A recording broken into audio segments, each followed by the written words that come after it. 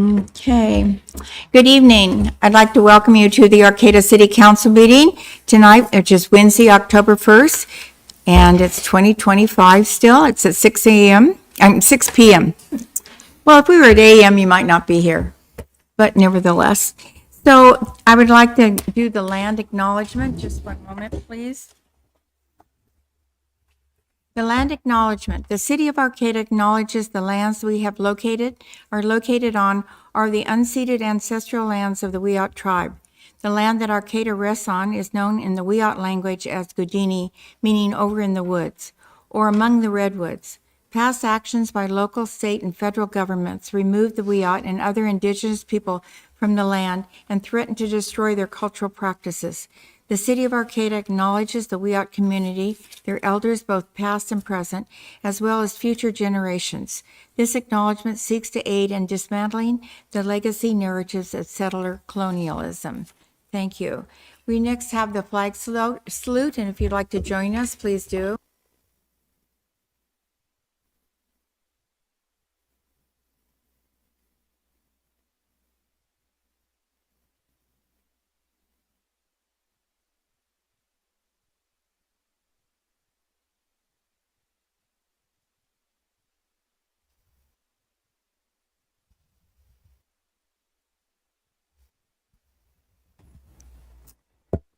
Roll call, please. Before I call roll, can I just check in on if there's a report out from closed session? Oh, yes. So we had closed session meeting and we have nothing to report out. And thank you for asking. Okay, for roll call, Mayor Stillman, Present. Vice Mayor White, Here. Councilmember Schaefer, Here. Councilmember Atkins Salazar, Here. Councilmember Matthews, Here. all present. Thank you. So under ceremonial matters, we have 3 tonight. We have a proclamation in recognition of Fire Prevention Week, which is October 5th to the 11th, 2025. And Councilmember Stacy Atkinson Salazar will be reading that tonight. Thank you. Whereas the City Council of Arcata is committed to ensuring the safety and security of all those living in the City of Arcata and visiting, and whereas most of the electronics used in homes daily, including smartphones, tablets, laptops, power tools, e-bikes, e-scooters, and toys, are powered by lithium-ion batteries, which, if misused, damaged, or improperly charged, can overheat, start a fire, or explode. And whereas residents should follow 3 key calls to action: buy only listed products, charge batteries safely, and recycle them responsibly to prevent battery-related fires. And whereas the 2025 Fire Prevention Week theme, Charge into Fire Safety, Lithium-Ion Batteries in Your Home, serves to remind us of the importance of using, charging, and recycling lithium-ion batteries safely to reduce the risk of fires in the homes and communities. Now, therefore, be it proclaimed that the City Council of the City of Arcata hereby recognizes October 5th through 11th, 2025 as Fire Prevention Week throughout the City of Arcata. And it's signed by our Mayor, Alexandra Stillman. And today we have our Fire Chief, Chris Emmons from the Arcata Fire District, and also a schoolmate from Arcata High School here to accept this. So thank you.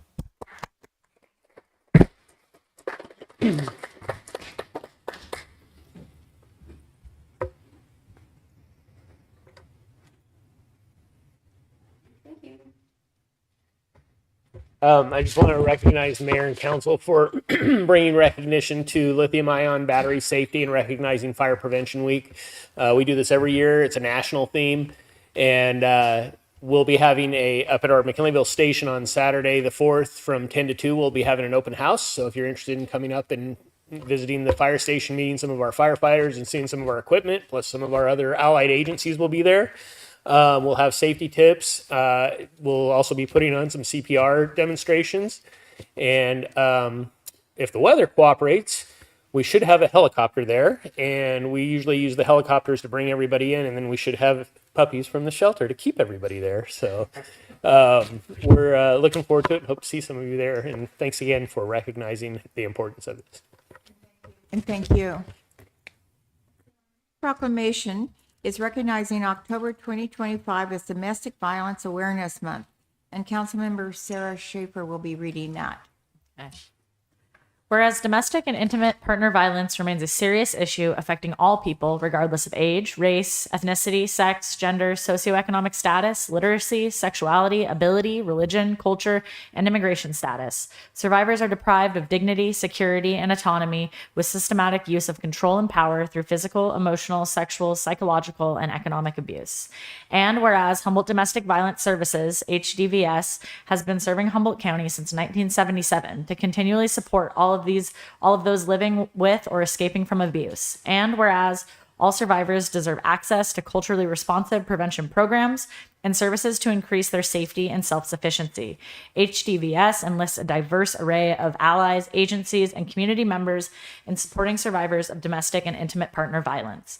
And now, therefore, be it proclaimed that the City Council of the City of Arcata recognizes the month of October 2025 to be Domestic Violence Awareness Month, and the Council celebrates HDVS's 48 years of effort to improve community safety by breaking the cycle of domestic and intimate partner violence. And that's dated today, October 1st, and signed by our Mayor, Alexandra Stillman. And we have Amber Campbell here from Humboldt Domestic Violence Services to accept this.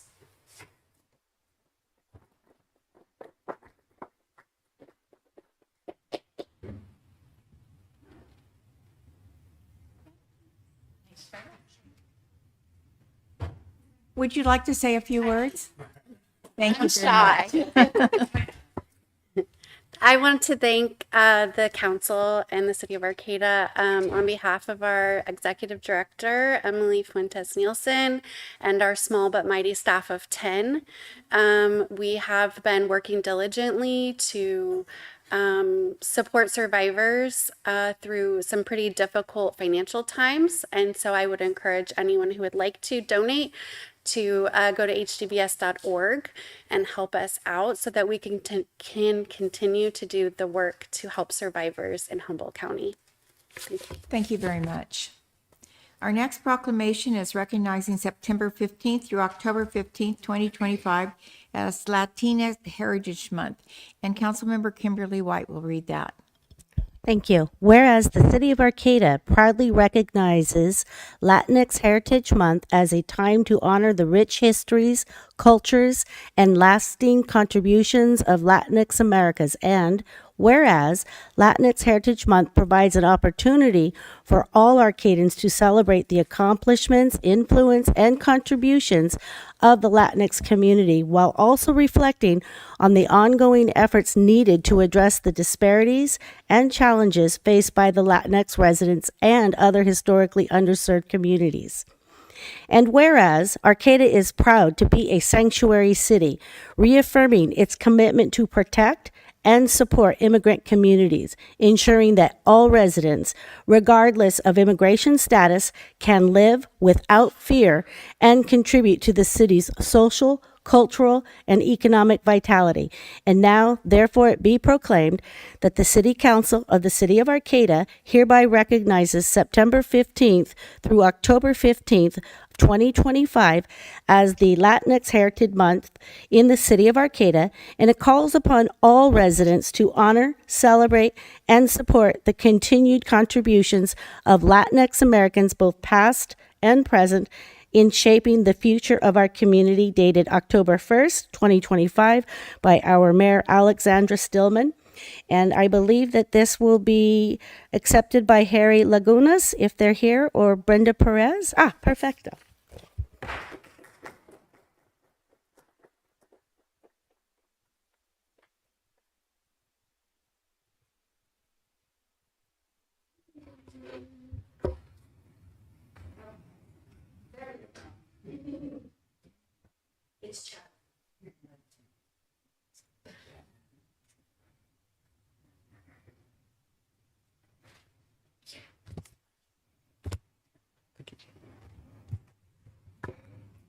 My name is Henry Roberto Lagunas, and I'd like to thank the City of Arcata and share a small piece of writing, if that's okay.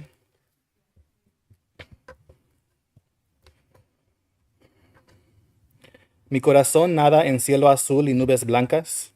La semilla fue un canto de mi padre, un niño en un río sandía. Mi amor muere en tierra caliente y reaparece en las corrientes de tonterías y tristeza. Recuerdo tepache y fútbol gay. La lluvia de coca inundó la avenida. Todavía siento el dolor de la pérdida con 2 helados en el calor de Altamirano. Mira lo que estoy buscando. En el sol encontré textura y política, ahogándome en estas realidades. Cuando no llegué a mi hogar, tenía la esperanza de una decisión permanente. Son lágrimas del desprecio de mi vida.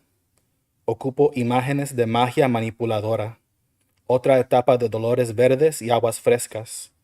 Quería fluir con el fin del mundo y no sentir ese nopal en mi frente.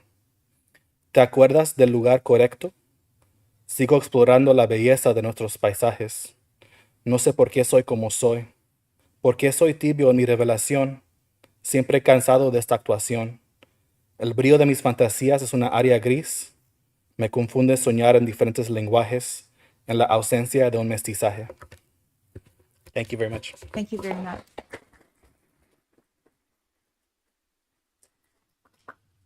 The next item on our agenda is reports by commissions or committees, and we do not have any this evening. And the next item is staff reports. And all reports shall be specifically limited to city business and shall not request or lead to action by the council at this meeting.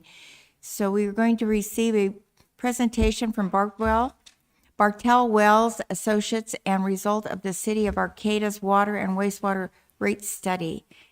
I would like to turn that over to you. Yeah, and Mayor Stillman, our consultant, was delayed on a plane and they are stuck in San Francisco and our Zoom is not functioning in this meeting. So we're going to have to postpone that and bring that back for another meeting. I apologize. All right, thank you very much. So our next would be B, other staff reports. So do you have any other staff reports for this I evening? currently have nothing to report. Okay, thank you very much. We'll go on to oral communications, which is also written communications. And the city council values your comments. The public comment period allows people to address the council on matters not on the agenda. This early section of public comment is limited to 15 minutes, and speakers are limited to 2 minutes each. If you prefer to have a full 3 minutes at the end of the meeting, you may also speak at that time. Please know that pursuant to the Brown Act, the council cannot discuss or take action on items not listed on the agenda. The council may respond to statements. There will also be a time for to provide public comments specific to each item on the agenda this evening. So we have we have one person. You want to come up and speak? Number 1, please. Thank you. Thank you very much. My name is Andrew W. Christian, resident here, homeowner, voter, great-grandson, grandson, son, father, and grandfather. Hope to be a great-grandfather someday. I'm here in support of the Arcata Ghazi Municipality Sister City Project. I wholeheartedly support this.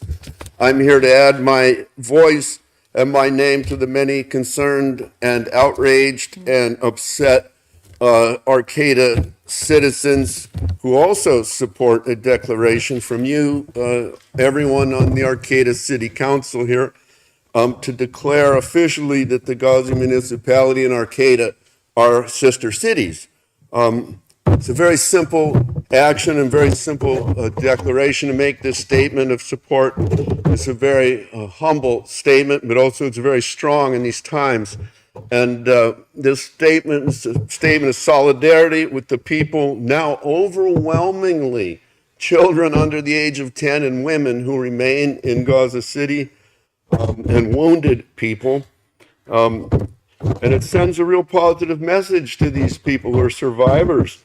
And that positive message is that we here in Arcata, we recognize that these people do not want to be murdered or bombed or sniped or starved, and they want to remain alive, and they want to be healthy, and they want to be with their families in the only home they have ever known, and that is Gaza City in the nation Palestine. And I ask you, as your neighbor, please do not delay in taking this humble action. And please, it's an important action, and I urge you to put it on next week's agenda so you can take a vote. We'll all support you in that vote, and that you make the motion to make that vote next week, and you vote in favor of the sister city resolution. There's not a whole lot of time left for these Thank you people. very Thank you much. very much. Number two, person with number two. Thank you. Hi there, my name is Pat Kanzler. I am from Eureka. Member of a lot of organizations, healthcare workers for Palestine, Veterans for Peace, Humboldt for Palestine, Taxpayers Against Genocide. There are a lot of them, but and you know, after all these months, what's going on in Gaza, and they're starving them now. I would like to say the global Samud flotilla has been taken by Israeli forces on international waters. The flotilla was carrying people from approximately 44 countries, and they had aid to Gaza, just aid. And the rogue state of Israel, which has been killing, bombing, and starving people in Palestine and other states, should be sanctioned and dismantled, as they have nukes, and they have no nuclear treaty. They are imperialistic, trying to conquer other countries to become a greater Israel. As you can see, because the U.S. is aiding and enabling the rogue state of Israel, we, as a city, must send aid to Palestine, Gaza, because we are true humanitarians, looking out for the well-being of fellow citizens in this world. Please vote for a sister city to Gaza. Show the compassion and love that you feel to all human beings who are being massacred and lost. I want to mention another thing, that actually, if we don't do this, we're doing what Trump wants. He just said, finish it to them. So please, we need to fight a lot of things. And one of the things we need to do is fight Trumpian values. Thank you. Thank you. Speaker number three, please. Thank you. Good evening, Mayor and Council. My name is Allison Talbot. I'm your local government relations representative for PG&E. I live here in Humboldt County. My role is to serve as a liaison between PG&E and the city of Arcata. I want to be able and can assist you with any issues that come up, be they constituent issues, city issues, even regional ones, as pertains to PG&E. I really very much appreciate the strong working relationship I have with the city of Arcata's staff. They are so professional, decorum in all of our interactions, which is much appreciated in these times. And I'd just like to make sure that you know I'm here to assist you in any way I can. The city manager has my email and cell phone number if you require PG&E assistance. Thank you very much. Thank you very much.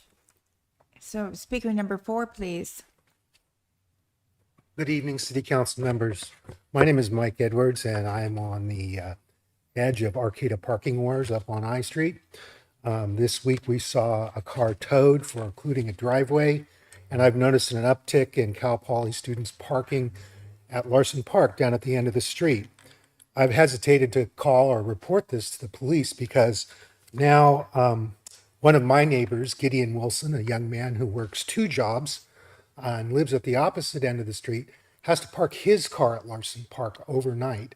And I see him every morning when he walks by my house around 7:30. Additionally, another one of my neighbors, Jenna Miata, who lives down at the opposite end of the street, right near the dorms, has become concerned about whether the fire department can get a fire truck down the street. And we're hoping that they will test that and see if our fire safety has been impeded at all. I look forward to seeing our petition on your agenda. Thank you. Thank you very much. Speaker number one. This is the second. Yes, thank you. Hello, thanks for giving me a few minutes to talk. I'm Leah Nagy. I live at 2585 I Street for 45 years. When I first lived there, the train would come in and pick up lumber, and my 4-year-old son would wait every day, 5:30, for that train. Well, things have changed. Now we have Cal Poly right next to me. I like the college kids. I don't mind if they come out on the street and smoke marijuana and whatever, because they can't smoke in the dorms. But we do have a major parking problem. I have a business, an Airbnb for the city of Arcata. I pay transient occupancy taxes. There is no place for people to park.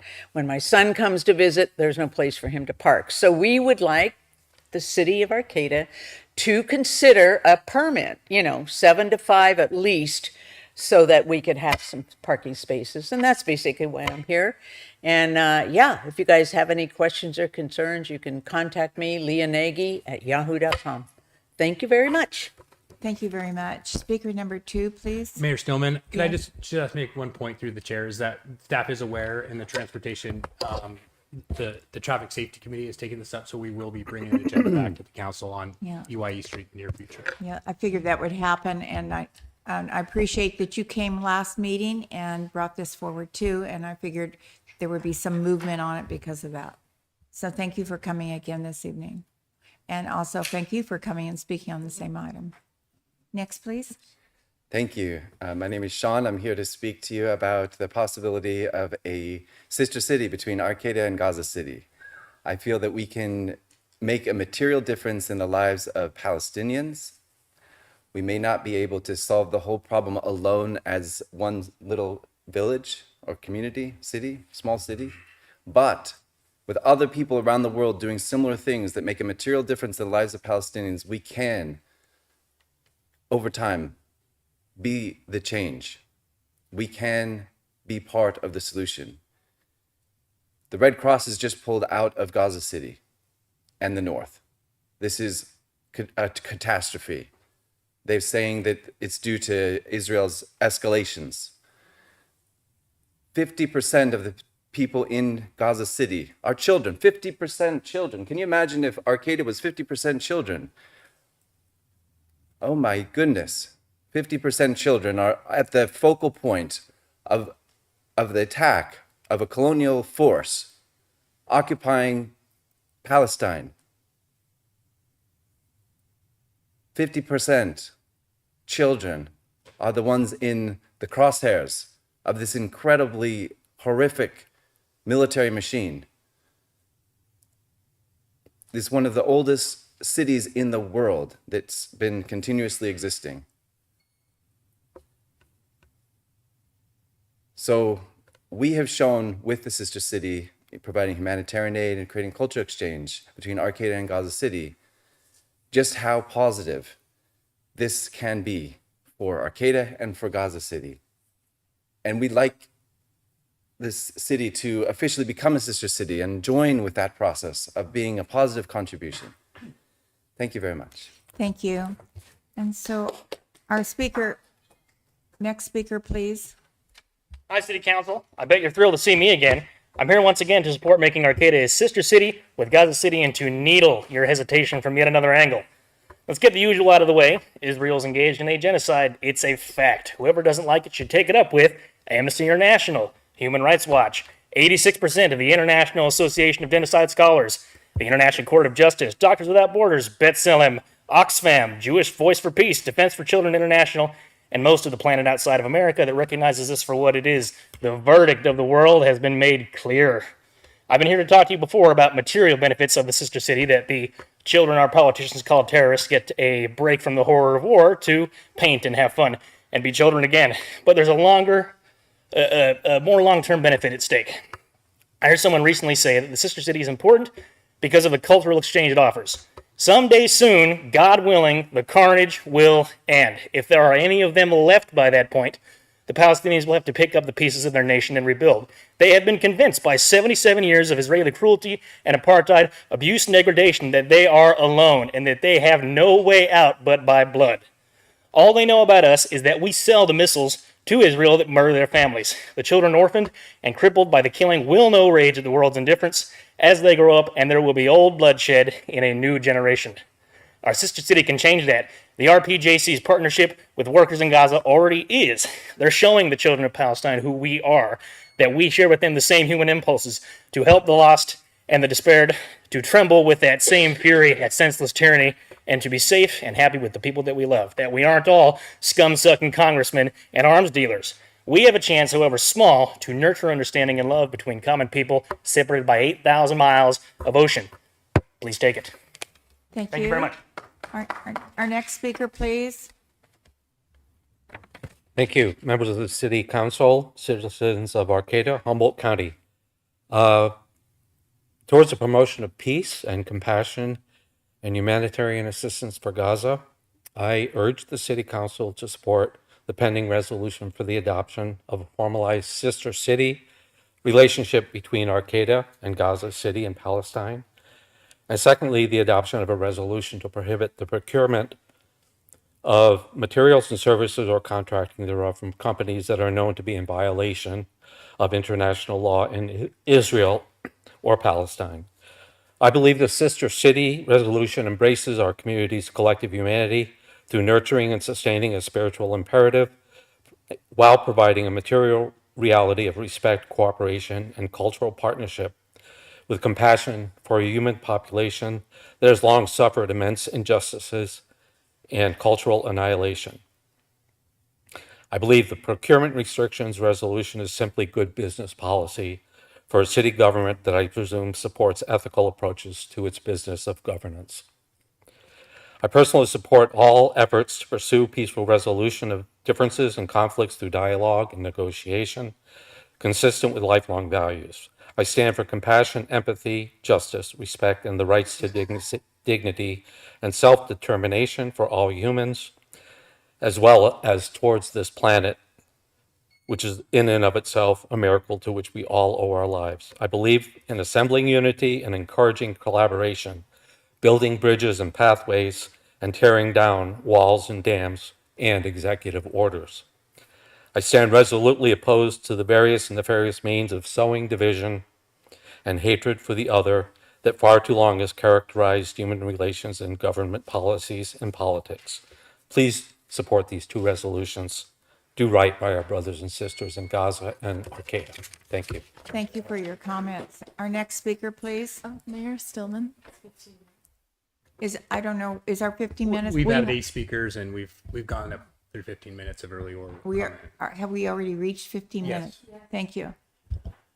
So we've reached 15 minutes. I'm sorry you won't be able to speak, but we will have oral communications at the end of our meeting. So thank you very much. So we'll be going on to our consent calendar. All matters on the consent calendar are considered to be routine by the City Council and are enacted in one motion. There is no separate discussion on any of these items. If discussion is required, that item is removed from the consent calendar and considered separately. At the end of the reading of the consent calendar, a council member can request that an item be removed for separate discussion. Members of the public may comment on any item remaining on the consent calendar in the comment period before the vote. Number A, approval to waive reading of the text and consent to read by title only for any ordinance on this agenda. B, approve the minutes of the City Council special meeting study session of September 10, 2025. C, approve the minutes of the City Council special meeting of September 15, 2025. D, approve the minutes of the City Council special meeting of September 17, 2025. E, approve the minutes of the City Council meeting of September 17, 2025. F, biweekly report on disbursements. G, award of a contract for zoning updates, planning services to Lisa Wise Consulting, Inc. in the amount of $549,711, authorize an increase up to 10% for contingencies, and approve necessary associated related actions. H, adopt resolution number 256-12, approving guidelines for the Home Investment Partnership Tenant-Based Rental Assistant Program, not a project pursuant to the California Environmental Quality Act, CEQA. I, ratify the employment agreement with Kristen Ortega, I've always called him Chris, for the position of police chief for the term of October 12th, 2025 to October 31st, 2029. Approve the fiscal year 2025-2026 capital improvement program CPI book. Just a second. And K, approve signing on to the League of Women Voters of Humboldt County's proposed letter supporting all Humboldt County members, community members, and authorize the mayor to sign the letter. And I, approve the annual proclamation in recognition of National Program of All-Inclusive Care for the Elderly, PACE Month, and add to the proclamation to the council-approved list. Is there anything on the agenda that council member would like to withdraw? I'd like to pull items H and I. H and I. And anyone else have items they would like to pull? May we have, okay. Is there anyone that would like to speak on any of the items on this agenda before we have a motion and a second? May we have a motion and a second to approve items A minus H and I through L? Please. So moved. Is there a second? I'll second. Okay, so we'll have a motion. All those in favor, please signify by saying aye. Aye. Those not? Okay. Thank you. It passes. So H, and Councilmember White? Yeah, I just wanted to commend staff for making sure that we do not allow our most vulnerable residents to fall between the cracks. This program will keep the highest growing demographic of our seniors from becoming unhoused. I also want to commend the past 2017 City Council's decision to give a wait list priority to seniors over age 55 and our unhoused community members. That was it. So are there any other comments? May we have a motion and then we can take public comment? Would you like to move for that? H? I will make a motion to approve item H. Is there a second? I will second. Thank you. Is there any public comment on this item? Thank you. Good evening. My name's Joanne McGarry, and I am very grateful to be a recipient of this TBRA program.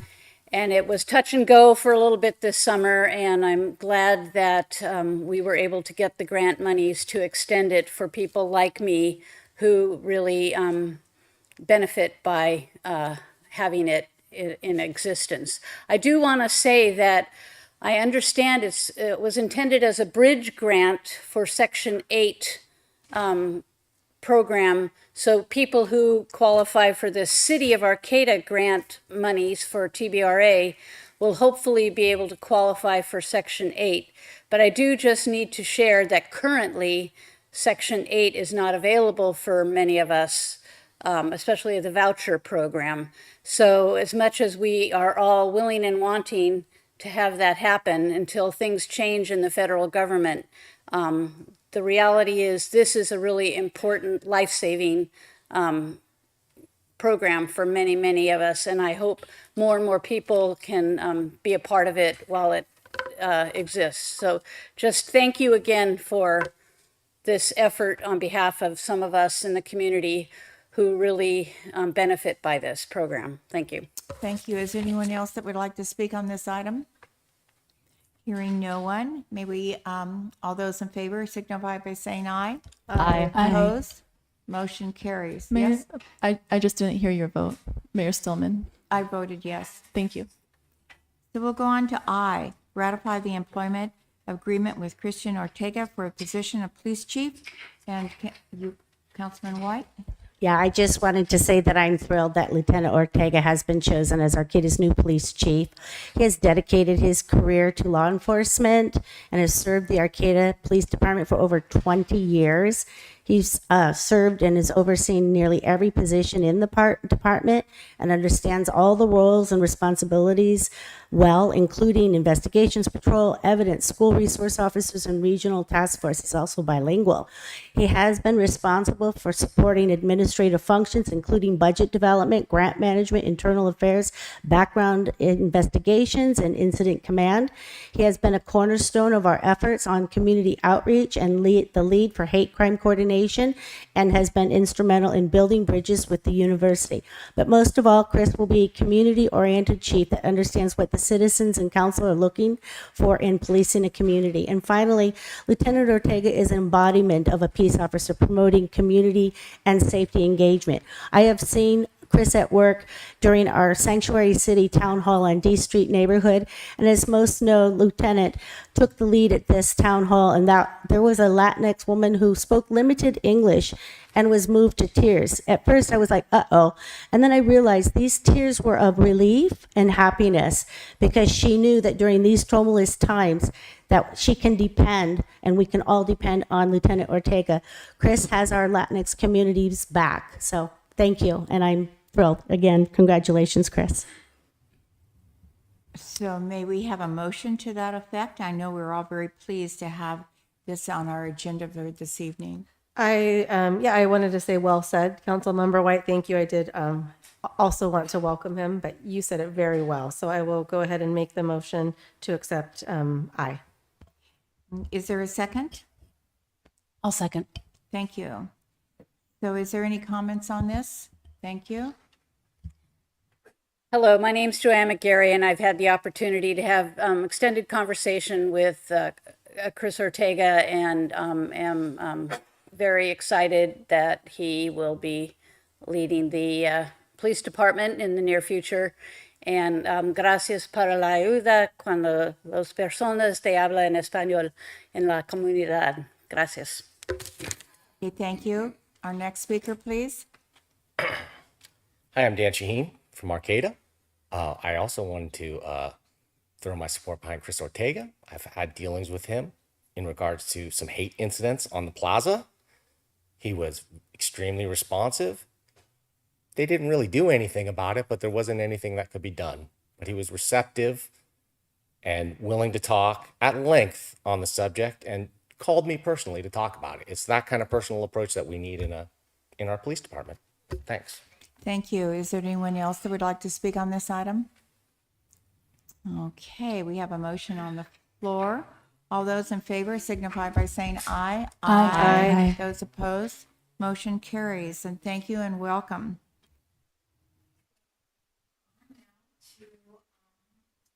Old business, the award of a contract in the amount of $300,000 to Smith Group, Inc. for professional services for planning, community outreach, preliminary concept design for Reconnect Arcata project.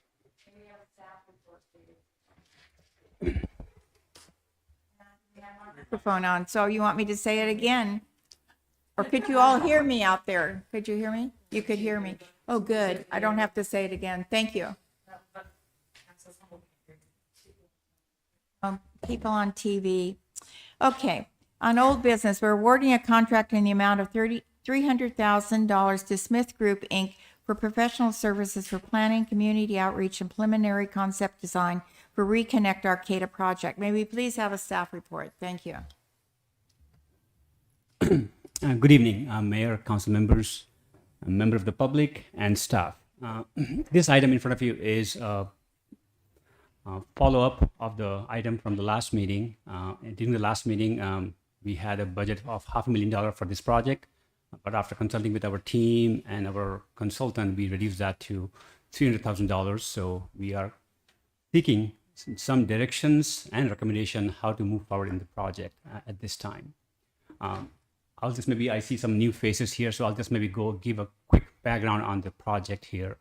Reconnecting Communities Highway to Boulevard program. It's one of the new program that was created by the state in early 2023, and in 2024, early 2024, we were one of the three cities selected for this program. One of the main goal of the Reconnecting Communities Highway to Boulevard program was to connect the communities back that was divided by highways. State acknowledges that during the development or construction of highways in 60s and 70s, in the name of development, they have built a lot of highways, and in that process, they have divided the communities. So to correct that, they created this program to do so. Initially, when the program was started, there was $135 million, which was supposed to be divided into 3 cities.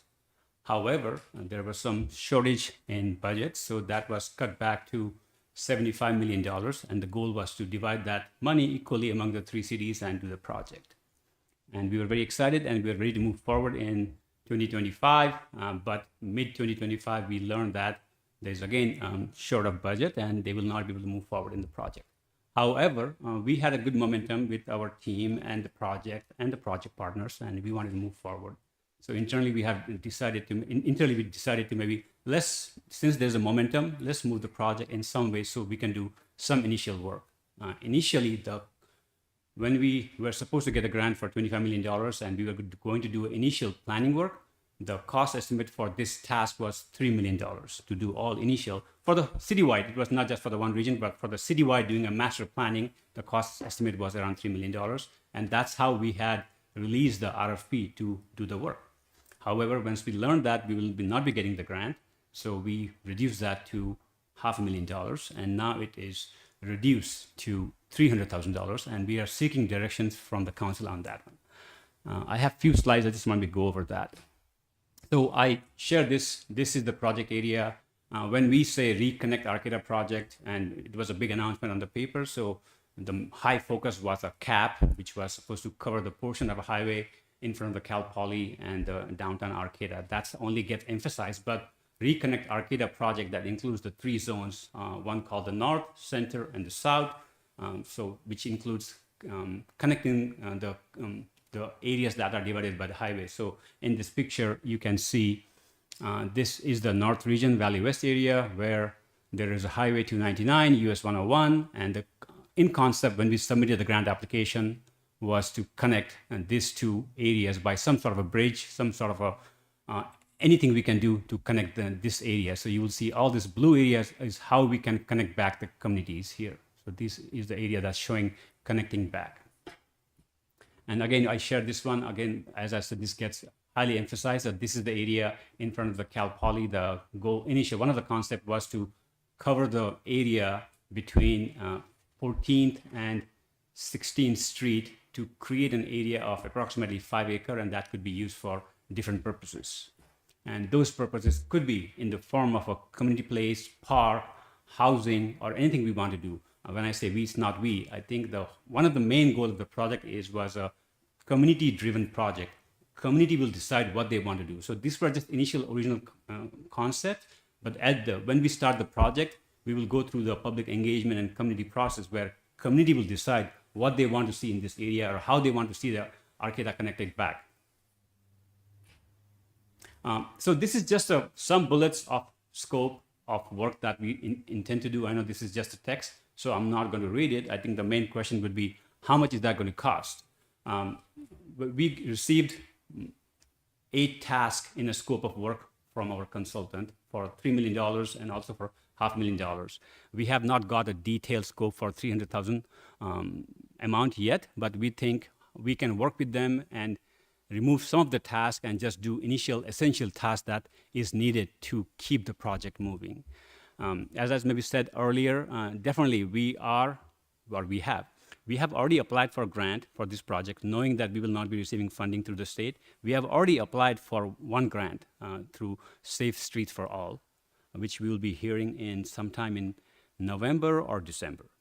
There is one more grant out there, open, and deadline is November 21, 2025, Sustainable Transportation Planning Grant, which in the past we have been successful. So we will be again submitting application for that.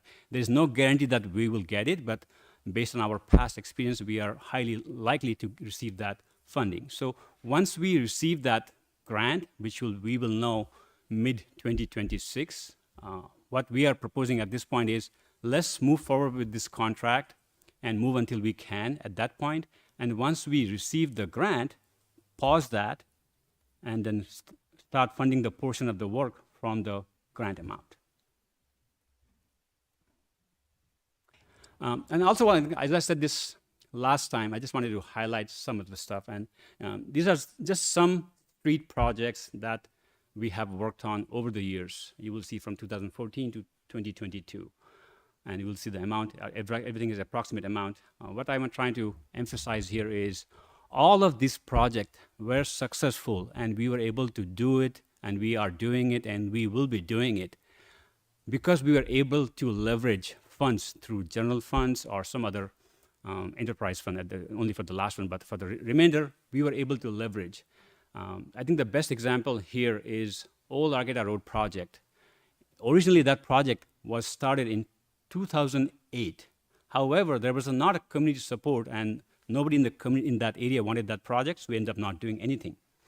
In 2016, we received a lot of complaints, a lot of feedback from the community at the Transportation Committee. So we as a city decided to start the initial public engagement process using $50,000. And we did that. And because of that, this is like in 2009, years ago, because of that, we were able to get additional fundings, and today that project is complete. And same thing applies for all those projects here, Humboldt Bay Trail. Every single project has at least, on a larger scale, it has maybe 3%, but on other projects, there's at least 5 to 10% of all-wage match, seed money, or a leverage fund. We have always done that. So what we are trying to convince is, Reconnect Arcata project is a big project. Currently, there's no funding. There is a momentum. So let's start. Let's put seed money and plan for future so that we are in a better position, not in year or two, because once we start the process, by the time we execute the contract and start working, it will be early 2026. And it will take at least, and even if we go fast track, it will take 12 months to 2 years to get to the end of this planning phase, where we will know through the public engagement what we want to do. So we don't want to lose that maybe 2 years, so let's maybe start something. That's what I'm trying to get at. Similarly, the bottommost is the wastewater project. That's a very good example because we started that in 2016. Right now we are in construction. It was not a general fund, it was through our wastewater fund. However, we use our wastewater funds to do initial pre-design work, and which allowed us to do the initial work with public engagement and everything. That allowed us to apply for funding, and we were able to get the funding of $60 million, $66 million for the construction of wastewater project. And there are other examples of that. So I'm just wanting to emphasize we have done that and we can do it. That doesn't mean that there's a guarantee we will spend this money, $300,000, and we will get $50 million in 2 or 5 years. But I think we have a good pattern. We have done it. It's possible. So I just want to be optimistic and see we can do this project. So with that, I'll pause, take questions, and seek some guidance from you on this. Thank you. Okay, thank you. Well, I'd like to start with, I know there were some considerations at the last council meeting, and would any of the council members who had considerations and would like to address them at this time? I would. Okay, and I know you had, okay. Okay. First of all, I was asked to share some thoughts about reconnecting the project by a constituent who's out of town and could not be present. And of course, as we know, there's no Zoom options. The Reconnecting Arcata project is rooted in the concept of mitigating the harm caused by highway intrusion and underserved communities. Valley West is arguably the neighborhood most affected by this issue, as it is isolated by not one but 2 state highways. Additionally, it is arguably the least served neighborhood in Arcata, with a high density of seniors, disabled individuals, minorities, unhoused people, low-income residents, a population least likely to have a vehicle. Not only would a dedicated non-vehicular bridge from Valley West to the Beside Park neighborhood across 101, Highway 101, and another from Valley West to Janes Creek Meadows or the Hinahu Mulik Residence Hall neighborhood across 299 encourage a non-vehicular travel to the rest of Arcata from Valley West, but they would also offer an alternative way for folks from these neighborhoods to access City Park, shopping, and dining in Valley West. Carlson Park has the potential to be a premier destination for those nearby seeking outdoor recreation, and Valley West Park offers a dog park unique to the area. In addition, non-vehicular bridges oriented in those directions would eliminate the perceived need to cut the highway fence to allow people to dangerously cross the highways from Valley West, as currently happens continuously. Caltrans cannot keep these fences repaired because as soon as they're fixed, someone cuts through them again. Please take into consideration these thoughts about reconnecting Arcata project and do indeed commit the funds needed to begin its planning. And I just want to speak to, I live in Valley West, and it is like Frogger. This is like an organic, natural shortcut. So people are already doing this, except for that it's not safe because they're on the freeway. Quite a few of the unhoused individuals who don't have vehicles take this shortcut with their dog, and I've seen a dog get hit out there, and it was awful. The community decided that this project was shovel worthy. I understand we are concerned about budgeting this from the general fund, but Netra's department will continue to apply for these grants, and we'll be doing yet another, as he mentioned, in November. If planning grants become available and we don't have to use all of the funds allocated, even better.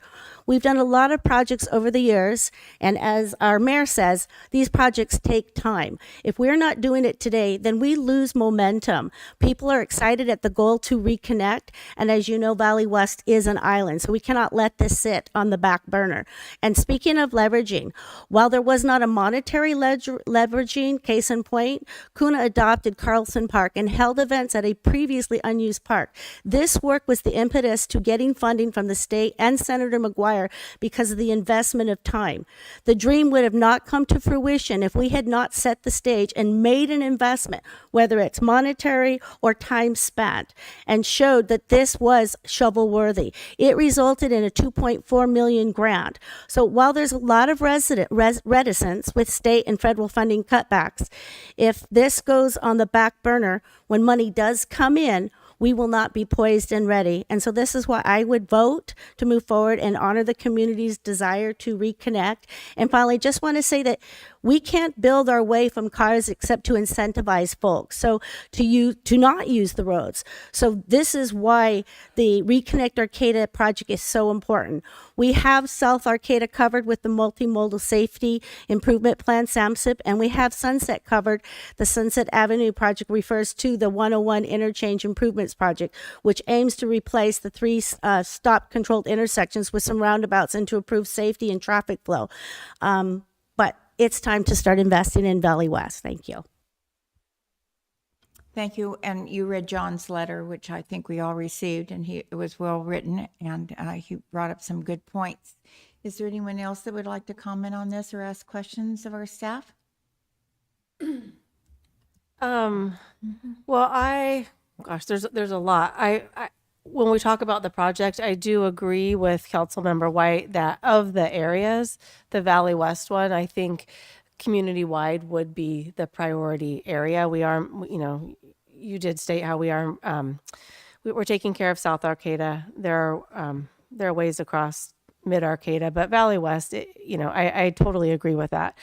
I guess where I have I have a lot of questions. I was also really excited about this, but I think when it had been brought up prior to, before you guys going out to getting the grant, but it was always just, and I'm mostly talking about the cap, like I think reconnecting Valley West, South Samoa, that's not quite as big of a reach, but that cap really generated a lot of enthusiasm once we heard it was going to be paid for.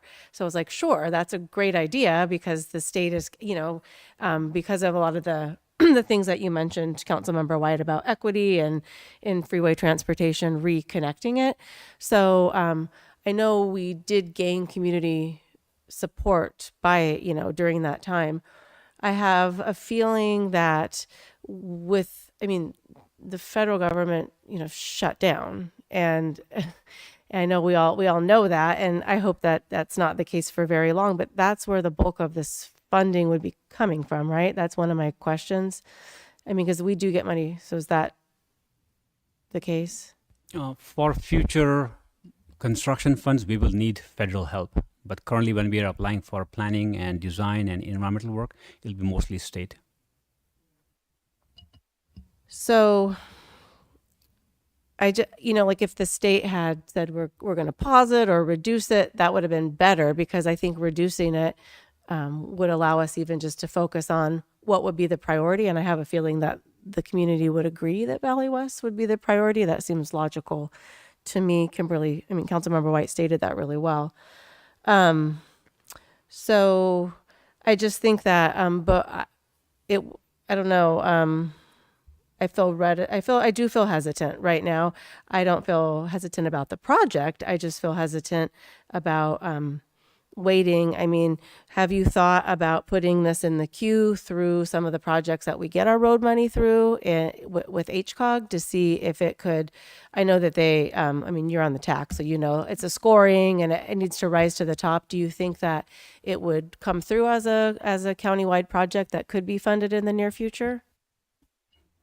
There's not a lot of money in STIP pool. That the most money that we get, we constructed our old Arcata Road project through the STIP fund, State Transportation Improvement Program. That's how we get most of our money.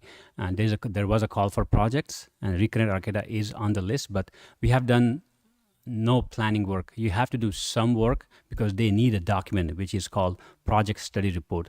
Unless you have that in place, you will not get money for that. So this year for that funding, we are submitting South Arcata because we did the planning work. So we are in a position to get the next phase done. So we are applying for through STIP funds. We are asking money for that project because we have done project study report and we have done the initial work that was needed. So I don't, I'll just ask, I have a lot of things. I'll just ask this last because I wasn't at the last meeting. Would it be, I know you keep paring down your ask, I get that, but would it be worth a conversation to talk about the region and if council members would want to, you know, go for the whole thing, nothing, or possibly prioritize part of it? So instead of planning for the whole thing, we just planned for, like, you know, like the Valley West portion, if that's what we think is, if that's what the community feels is the necessary part of it. Is that a possibility? I don't know where you guys all left off at the last meeting. Go ahead. You wanted to speak on this? No, I think, Stacey, that's a great idea. My position really hasn't changed very much since the last meeting. I'm really hesitant, especially after going through budget season and, you know, having to pass a tax so we're not in a $2 million deficit, you know. Really hesitant to take money out of reserves when we have, you know, things that we need to do right now. And I understand that there's momentum and we need to contain momentum. Is there any way, you said that you were waiting to hear back about a grant possibility that you might get in November? It's very hard for me to believe that there's any money coming from either the state or the federal government right now. So the grant that we applied for is called Safe Streets for All. It's a federal grant. So federal government is shut. So that date may get pushed. So yeah, definitely there's no guarantee that we'll get money. But as a city team, we are very fortunate to have a great team who puts a very good grant application. So we'll keep on applying until we get something for sure. So I just want to, you want to speak next? I just wanted to make a comment.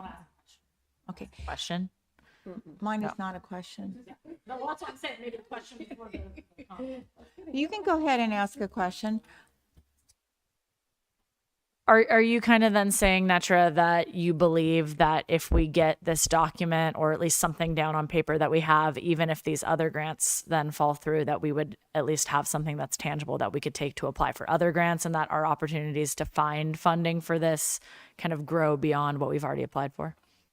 I think you put it very well. So yes, so once we do some initial work, it puts us in a very good position to apply for funding. Right now, once we apply a grant, we are just selling a dream.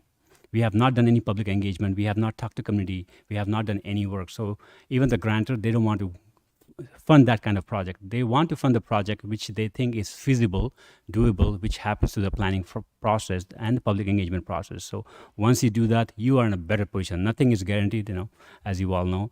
It's just, it puts ourselves in a better position, and that's what we've been doing in the last 20 years, always putting ourselves in a better position by doing some initial legwork, which helps us to get the grant.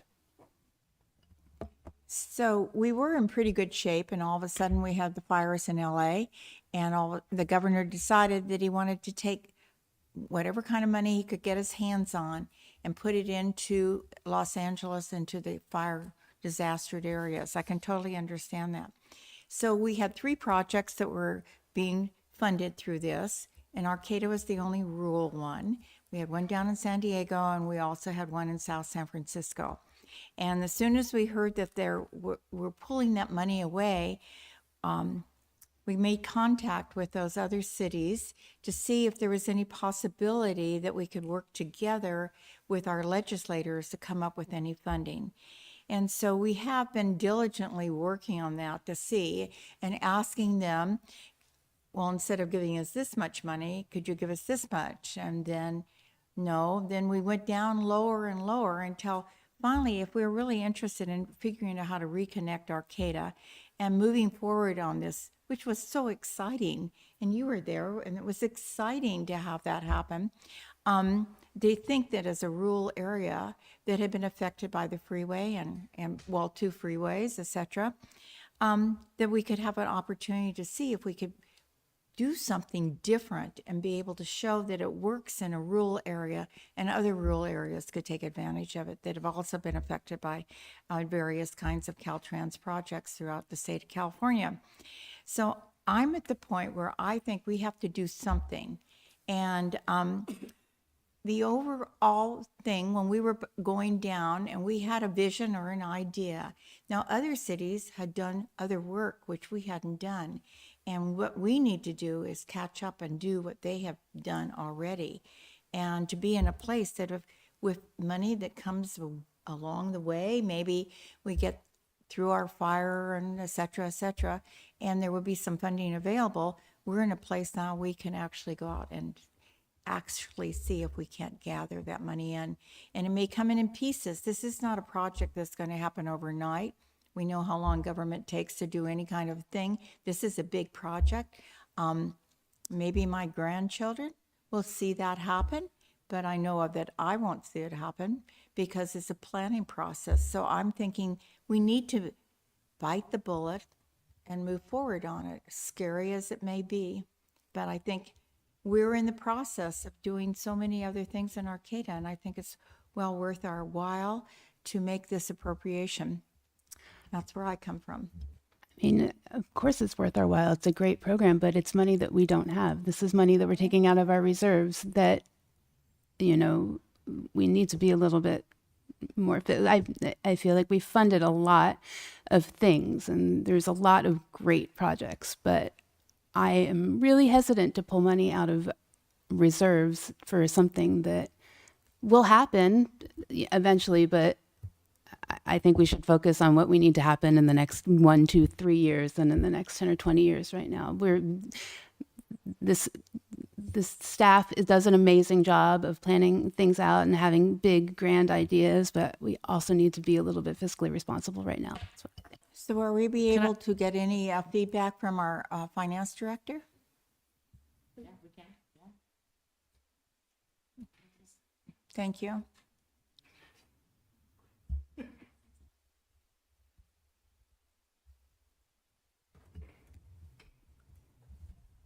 Good evening. So what I've put together is I wanted to make sure that you understood kind of where we're at, and your general fund does have unreserved fund balance of, we're estimating just about $9.9 million, which is a big amount of money, but there's a couple things that I would say it's one-time money, which means once you spend it, it's gone. We're estimating a good year for 24-25, but we have not budgeted for 25-26 to have any surplus. In fact, we're probably going to eat into that if we finish the projects as we've budgeted and are staffed up like we expect. So the $9.9 million that's unreserved fund balance, again, I think it has to be, whatever you decide to do with it, it needs to be a priority. And it needs to be something that you feel pretty strongly about because it is one-time money. I did want to make sure that we kind of acknowledge some of the other potential uses for that money, just so that you can weigh how important this particular planning money is to you. You know, this is what we would expect if we have unexpected expenses, or we lose money out on grants, or we only get partial grants for several of our current projects that are ongoing. This would likely be the source, including the US 101 and Sunset Avenue project, the Annie and Mary Trail. And even we didn't talk about it tonight, but our water fund is not in good shape, and that's something. It's also a source where we may need those funds if we had any capital or emergency repairs. We would probably have to jump into our general fund reserves to do that. It's also money that we're looking at backfilling funding for things like our streets, which we have discovered, come to the conclusion that we're overspending our street tax fund by about $1.5 million a year. This is something that we will have to deal with or make substantial cuts going forward. One of the things that we probably would have talked about if we talked about the rate study too is the possibility of subsidizing water or wastewater rates for low-income customers. They would have to come out of your general funds, and those are ongoing expenses that would eat away that $9.9 million pretty fast. Police services, newly added facilities, our CalPERS increases. The annual paving and sidewalk programs are another area that we're seeing that funding getting harder and harder to meet each year to keep up our streets. Property purchases, if you have anything that you're looking at there, this is competing dollars. Obviously, reconnecting Arcata is not just this funding, but obviously matching funding going forward. You would probably have it come out of this fund. Economic development projects, and then I know we have a report on the Valley West Community Center planning phase coming forward, and that this would potentially be seed money for that project too. So what I would say is the money is there, but once you spend it, you use it, and you reduce the other things that you can do with it. So it's really weighing the priority to the city council to figure out what you're willing to do. And it doesn't mean that you can't dig into these funds if they're there 3 months from now, 6 months from now, or at some time in the future. Thank you. You go ahead. Actually, Councilmember White, I wanted to ask you a question because I forgot. Well, I didn't forget, but if you read our agenda packet, the water rate stuff is the recommendation for raising our rates is eminent, and it looked like it wasn't if we're raising them, but how. And I don't think that's a concern that we've all had, and especially for folks that we're worried about, we talked about a priority being for low income.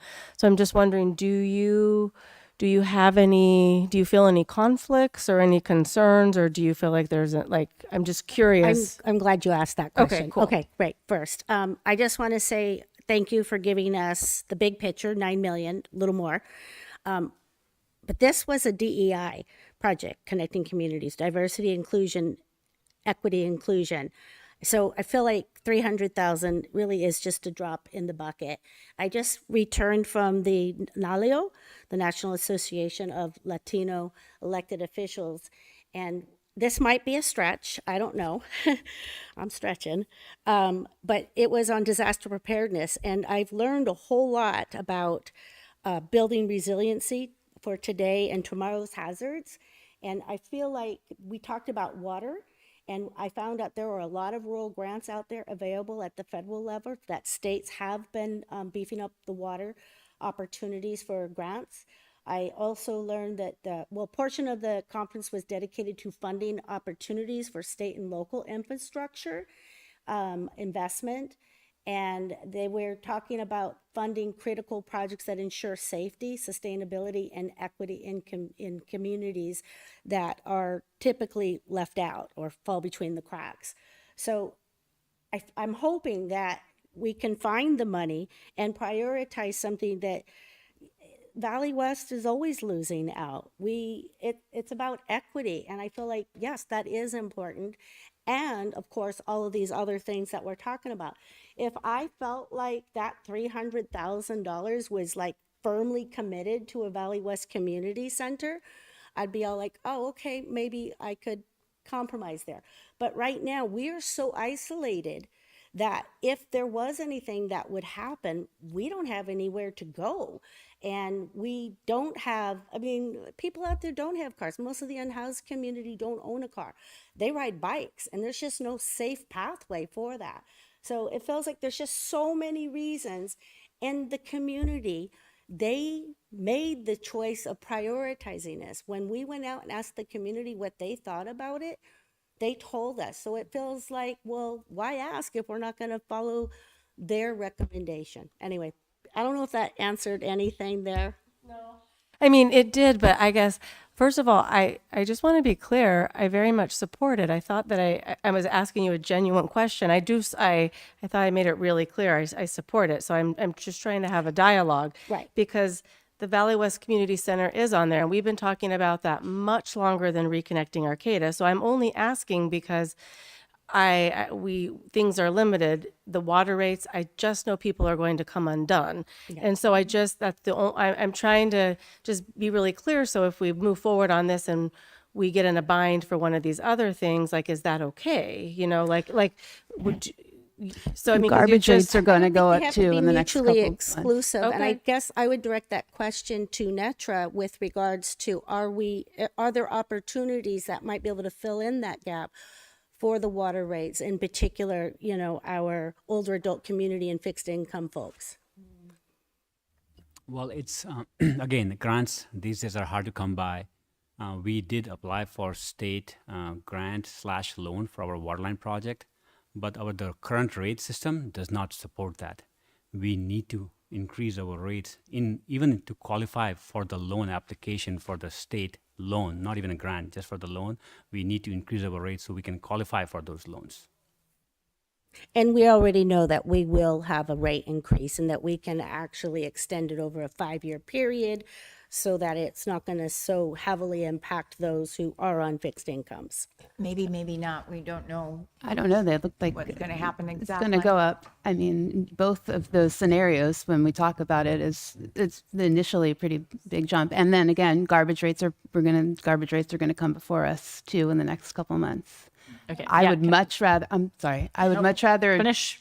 I would Then I get me time. honestly, if we're talking about like picking through, I would much rather like have a community center in Valley West. That's something tangible. That's something that we can do now. That's not something that could happen in 10 or 20 years that we will not possibly get federal or state funds from.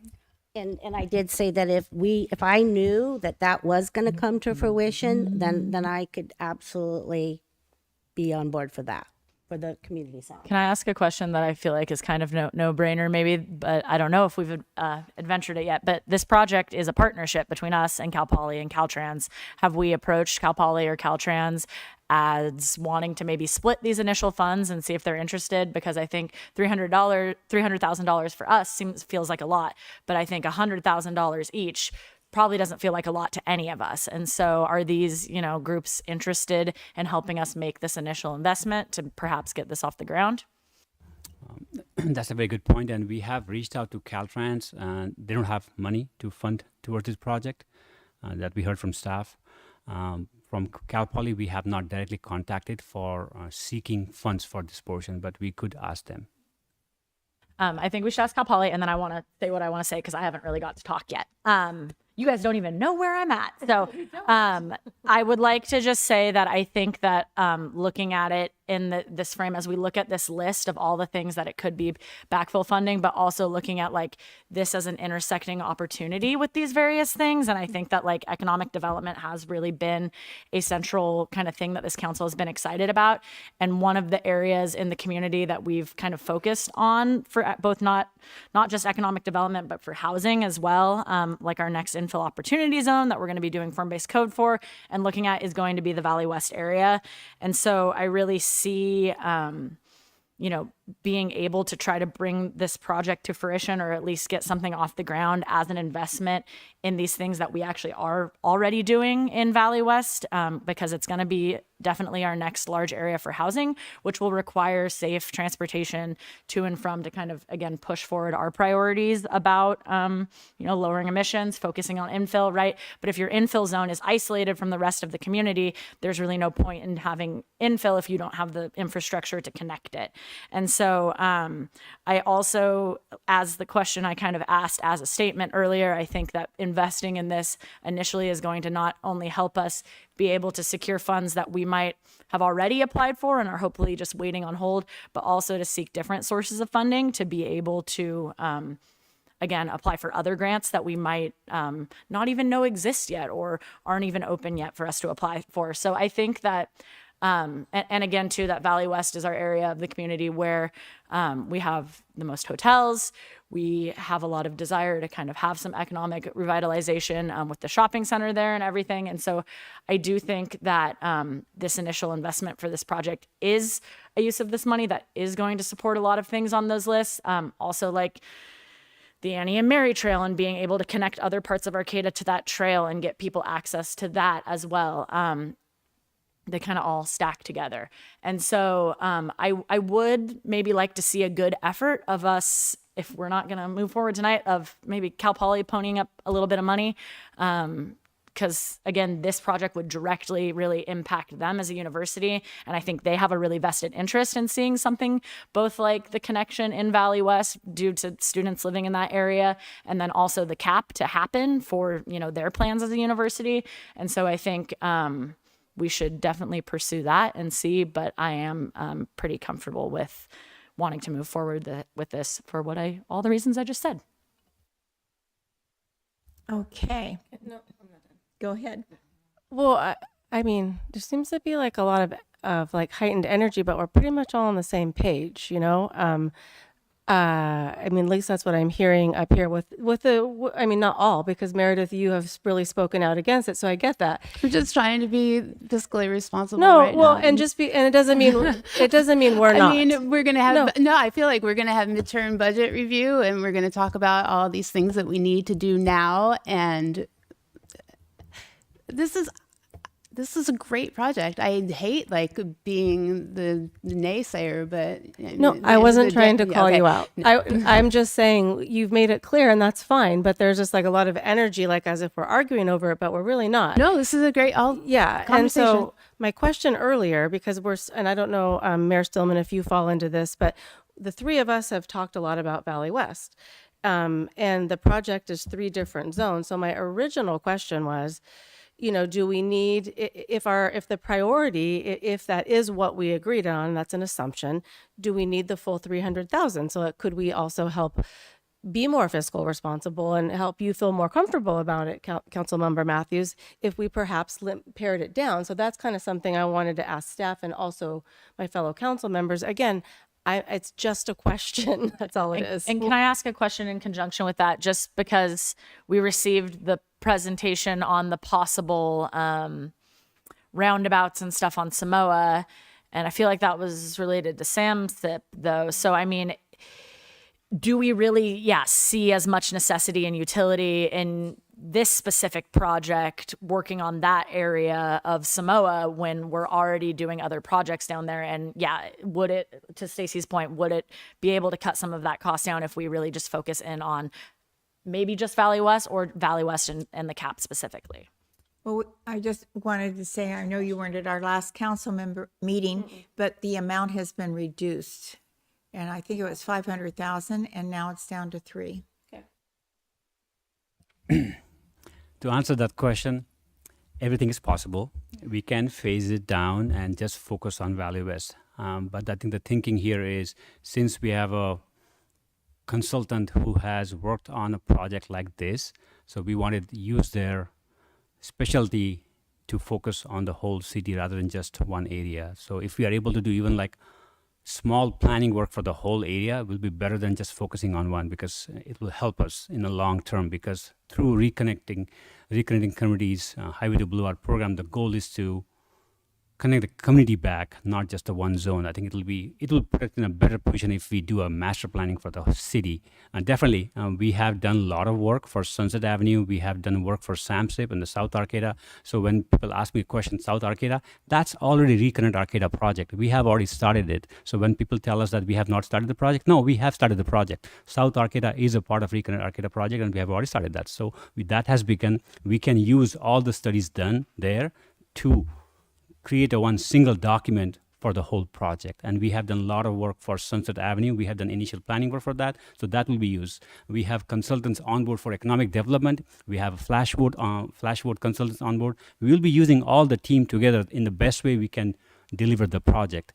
But the initial cost, the planning was $3 million. Then we came down to $500,000. Then 300,000 is not a lot of money. Like, definitely it's a lot of money for a small city, but doing a work, the things are very expensive to get project done, do community planning, do the 3D modeling through the planning and 3D dimension planning for the whole city, it gets a little bit expensive. So we can tone down. Yes, we can tone down, but we just need to know direction, like what is that amount we need to tone down, so we can tell our consultant, okay, we told them at the RFP, we have a 3 million, give us a scope. They gave us. No, we have a $500,000, give us a scope. They gave us.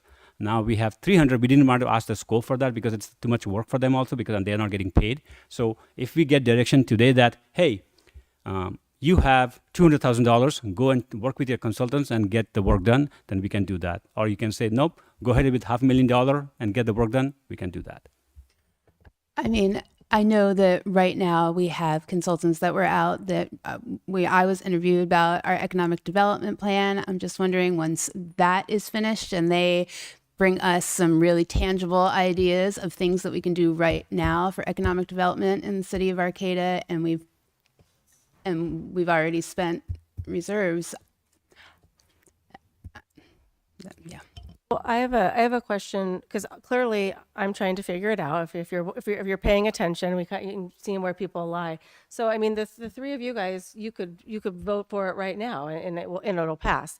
That's what I'm seeing. So my question is, how do the three of you feel about? Do you want to wait to engage with Cal Poly, or you just want to go forward tonight? I mean, the votes are sitting right here, so there's no use in arguing. Let's see, maybe public comment.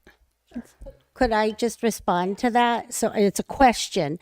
I mean, if we were to approve the current budget of 300,000, and then you are able to strike up a deal with Cal Poly Humboldt, we can come back to the table and lower that amount that we were going to use. And then as say we are awarded that grant that you are going to apply for in November. Once again, we don't have to spend all the money. It's a starting point for us. Is that correct? That is correct. Well, I also think that the consultants that you want to bring on board, they're very thoughtful and very, I don't want to use the word clever, but I would say they're very oriented towards good design and how to make things happen. So I would think that we don't want to just relegate it to one area in Arcata, but we want to look at the whole thing. And so eventually, I know we're a sanctuary city, we're a sanctuary state, and all of that affects us as far as the federal government at this time. But there may be some, if we think about how things can change or how we do things or write things, there may be a possibility to get some kind of funding. And I think this is setting the tone for the future. And, I look back, we're 50 years ago, we worked on scaling down the freeway in Arcata. So it wasn't as massive and as wide as it is now, and as it could have been now, and it's not. And so it takes 50 years. I mean, you think about that. 50 years ago, we worked on that project.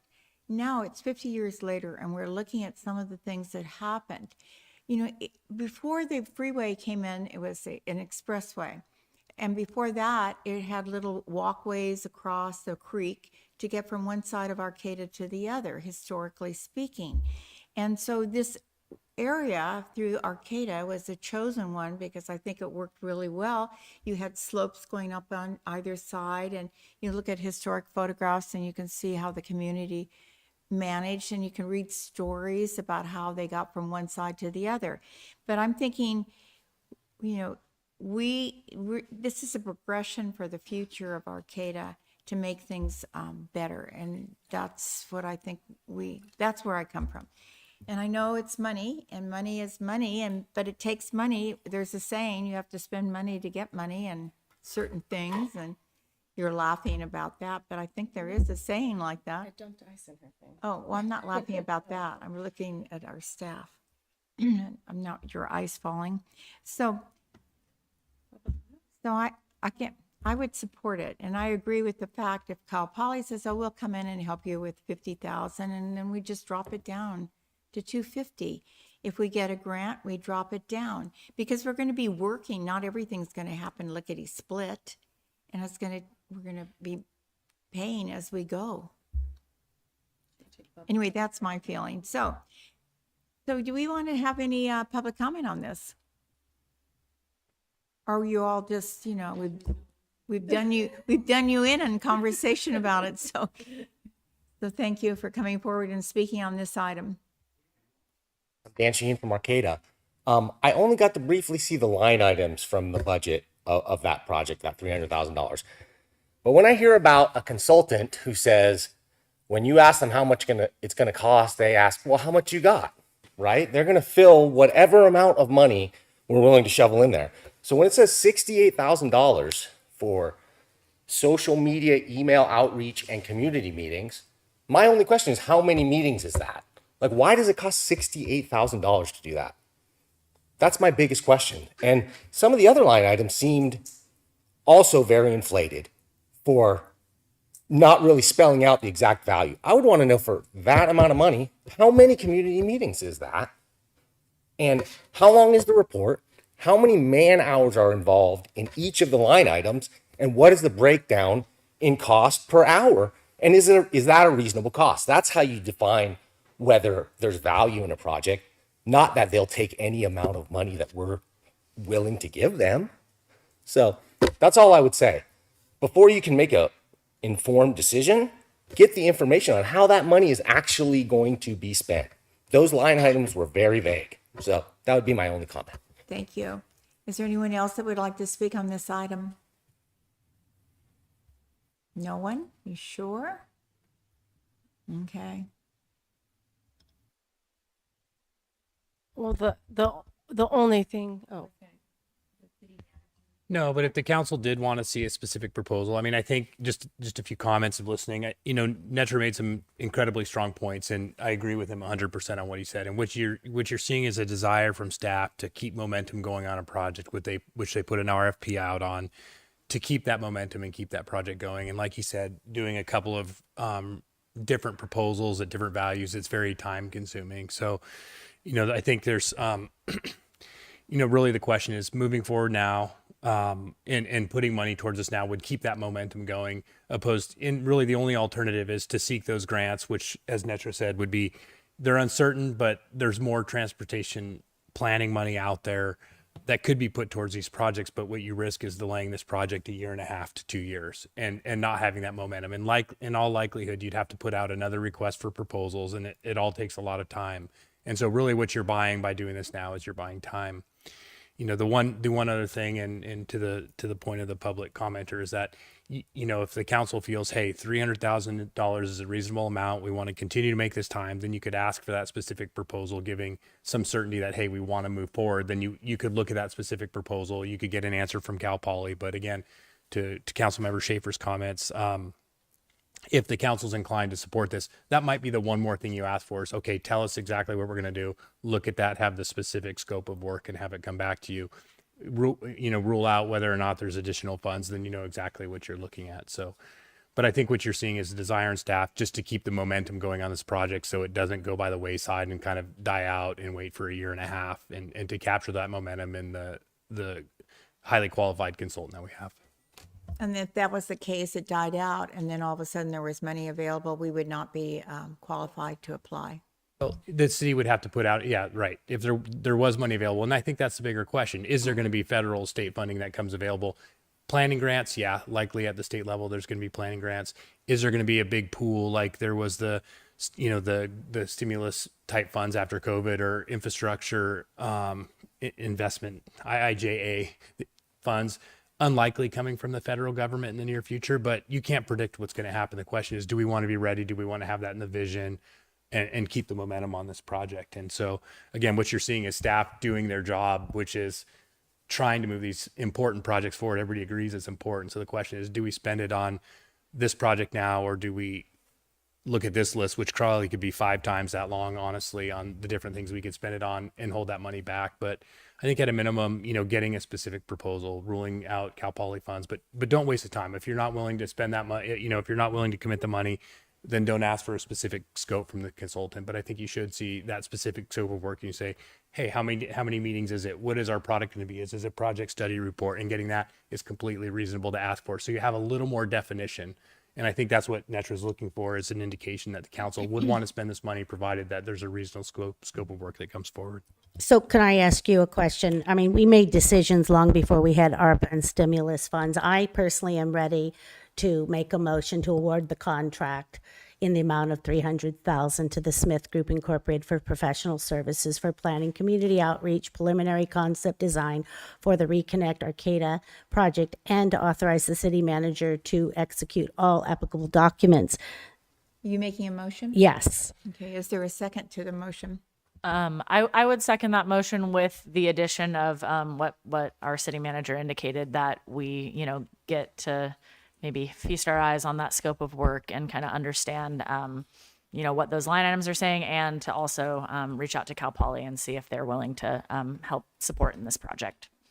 And to the speaker's question about community engagement, we could use our new program, which is the vote, to also engage the community, might shave off some money. So there's lots of ways that we can And so, and if I could just clarify and ask the council, it seems like the motion are two different things. One is to award it and authorize that contract now. The other is to bring back a final scope of work for council approval. So we need to go one direction or the other with that. I think it was with the caveat that we would So definitive. So is your motion okay with the second caveat that I Absolutely, added? yes. pending, and would the council want to see that final scope of work back? So bring this back with a specific scope of work for council approval with the Well- direction to staff to bring a scope of work back for $300,000. Well, so we're going to approve the $300,000 tonight.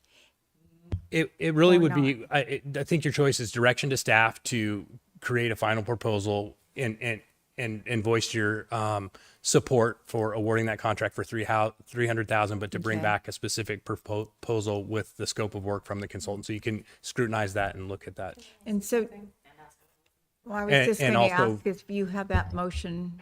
I mean, because it's changed from what she said to what you added, so. Which I concurred with that addition. So So then moved. I would ask that you clarify, just for our city clerk, I see Rhea We wanting. need to So it would be be direction to clear. staff to come back with a specific proposal in the amount of $300,000, subject to council approval, subject to final approval by the council for award. So it's really just direction to staff at this point. I don't think it's not approving the contract. My intention was to approve the contract with Well, the then that- caveat. That's a different motion. You had, that's what your motion was. And Sarah, did you second her motion with that intent, or did you? Well, can I say something that might help? Yep. Might help, because I know it's kind of, it's landing on you right now. It's just that normally when we make a motion to approve a contract, like that staff's job is to negotiate the contract. So we rarely say, I'll approve a thing if we can see the contract. Like I understand the public commenter's concern, but everything that we do is ridiculously expensive. That is the world we live in, and I think we all can see that. And staff's job is to procure great contracts, and that's what you do. So I kind of feel like that's a natural thing that would happen, but maybe I'm wrong. I do feel like usually when we approve contracts like this, though, the consultant is here and they tell us what they're going to do and how they're going to address the project. And so I feel like that is something that's missing, that we're kind of just throwing money at a contract that, we know what these consultants do and what happens when they come in and the types of meetings. And we've all been through it with Gateway and everything like that. But, also we just had with the economic development plan, we saw a presentation, they told us the scope of work, we approved that contract. So I feel like that is kind of a piece of it that is missing. And so that's kind of just what I'm wondering. Yeah. Where, And it is typical to have a specific scope of work and fee. And a lot of times you'd be able to review that scope of work. And I think I'll let Netra weigh in on this, but really the desire is to keep that momentum going. And so having that indication from council, bringing back a scope of work specific with that fee in mind is so the council knows exactly what they're doing. Right now, what we have is only a scope of work and proposal for $500,000. That is true. Right now, we have a detailed scope of work from the consultants for the $500,000. We do not have that. And because, as I said earlier, it takes time and effort on their part to prepare that document. If they know it will be awarded in some way, then we can work with them for $300,000. I think that's the intent here. So So you need, what is the best thing for us to do is to be able to say what the amount is going to be. And then they can figure out how to bring their scope of work into that, instead of thinking it's 500 and it's 300. And so you have to, just like when you go shopping, you have to decide, are you going to spend $100 or $50 on that dress? And then you decide which one you're going to buy. So I just want to clarify, Stacy, if I understand correctly, you're assuming, which we should, that they're going to do their job. And so my motion stands then without the caveat, because I know that you will get us the best deal. You will have a scope of work for us once this is approved. But having them do this without, I mean, it costs money, all the money they've invested. So I, again, would like to award a contract in the amount of $300,000 to the Smith Group. We have a motion on the floor, but we have to make sure the second person is agreeable to the motion.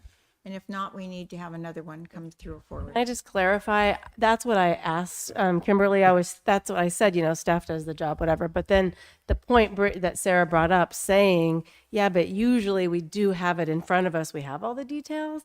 So that kind of negated my assumption.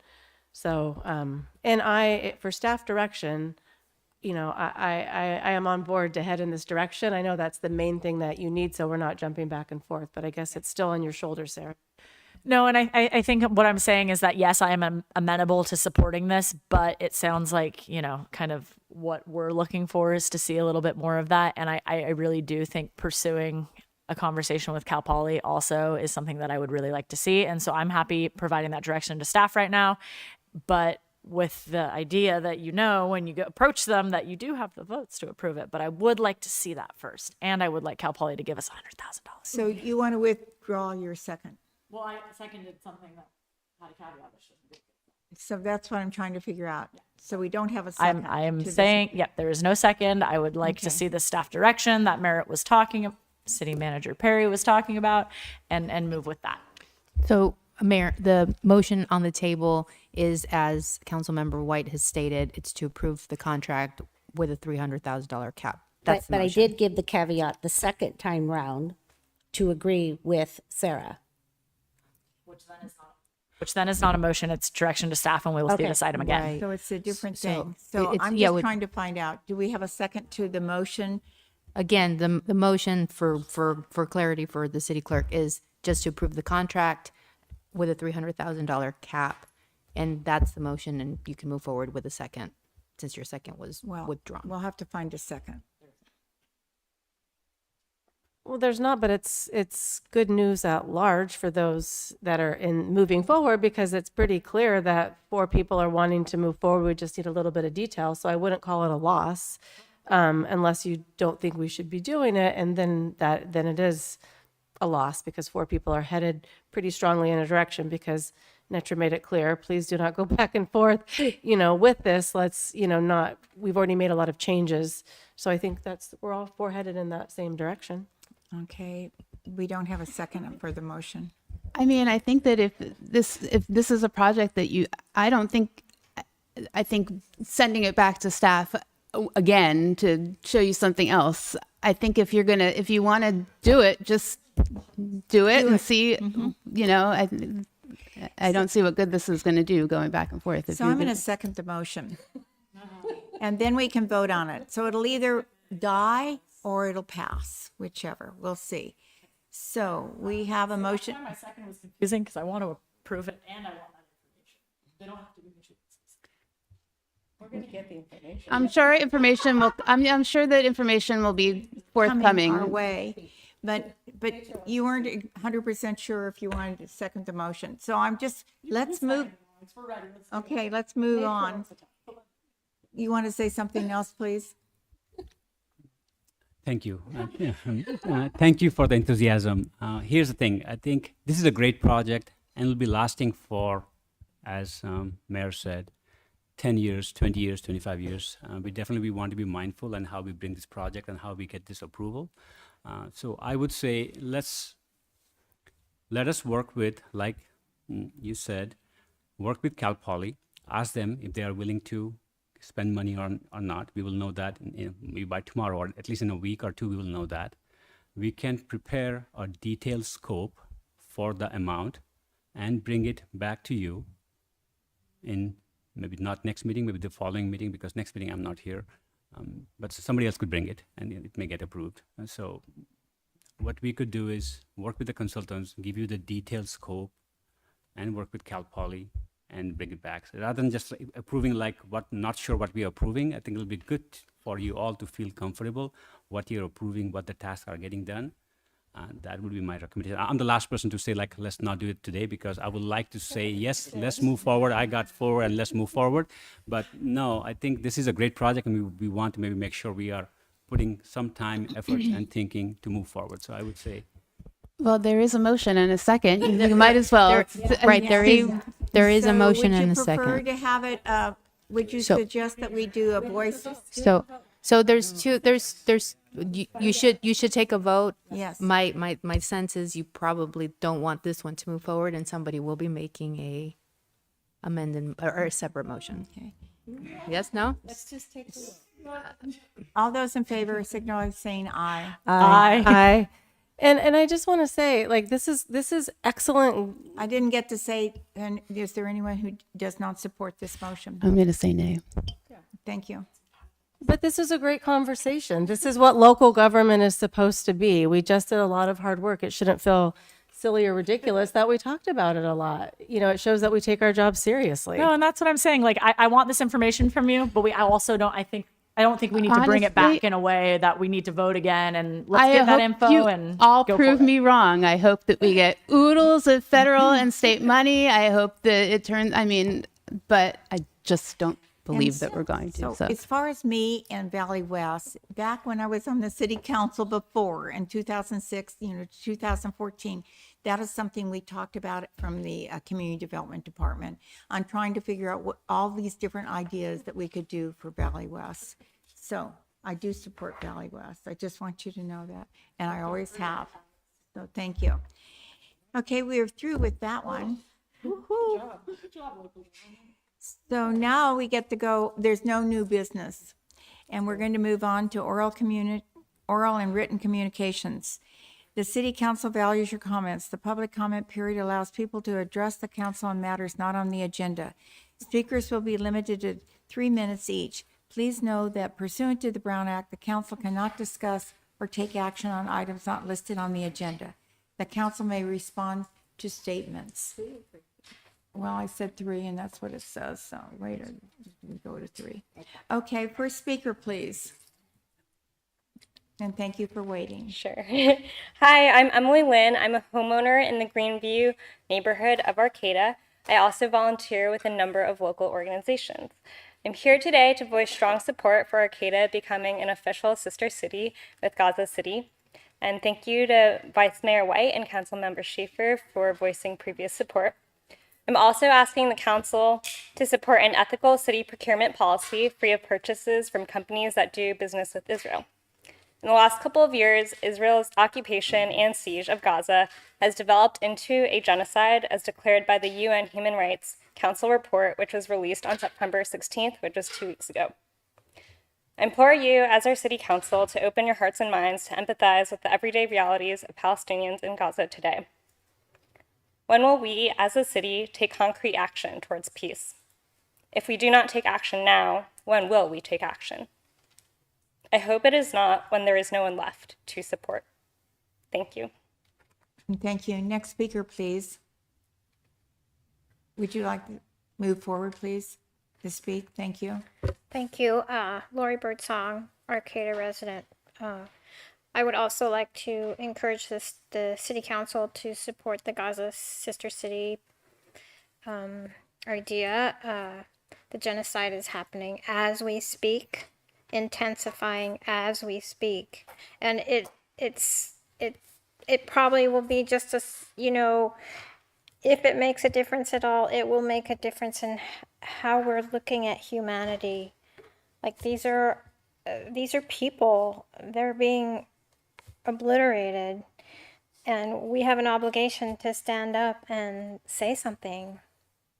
So I hope you take it to heart and consider doing this. It would be a big step in intention in the right direction. Thank you. Thank you very much. Our next speaker, please.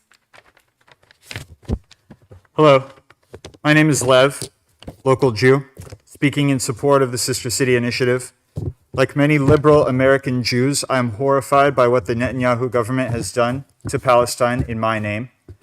I reject Netanyahu's war of aggression because maybe this started in self-defense, but we all know it stopped being about self-defense a long time ago. To kill thousands of children and women, to make refugees of an entire people, is the most immoral and the most un-Jewish thing that someone could do. The Sister City Initiative is a powerful expression of our city's recognition of the fundamental humanity of the people of Gaza. It is not a referendum on the government of Hamas.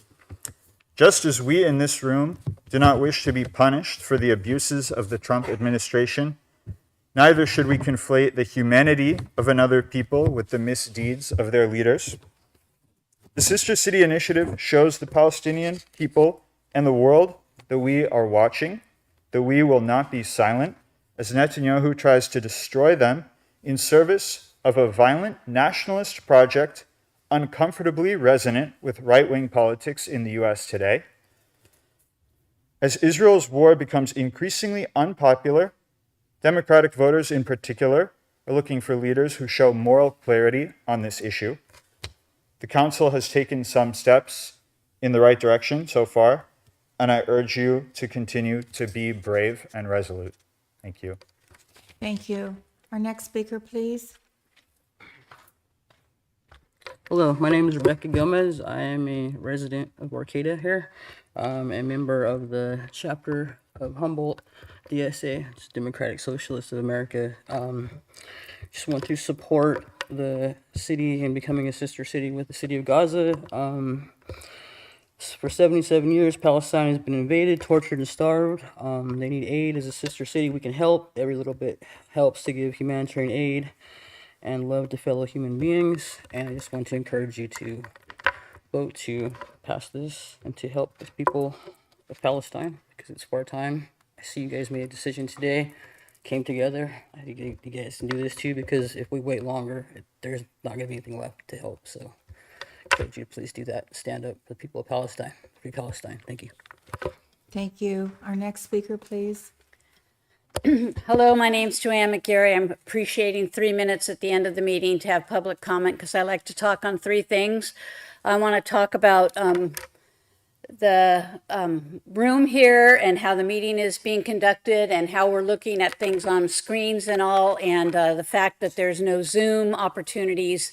I think things look good now on the screen. It really would be nice if we had me talking in a corner on the screen and you listening, and or things like this more permanently on the screen when you're discussing it, because if people are watching from home, it's not as clear maybe as sitting in this room. So I just think that we can look at different ways of how we are presenting this meeting for people in the room and for people watching or watching later on tape.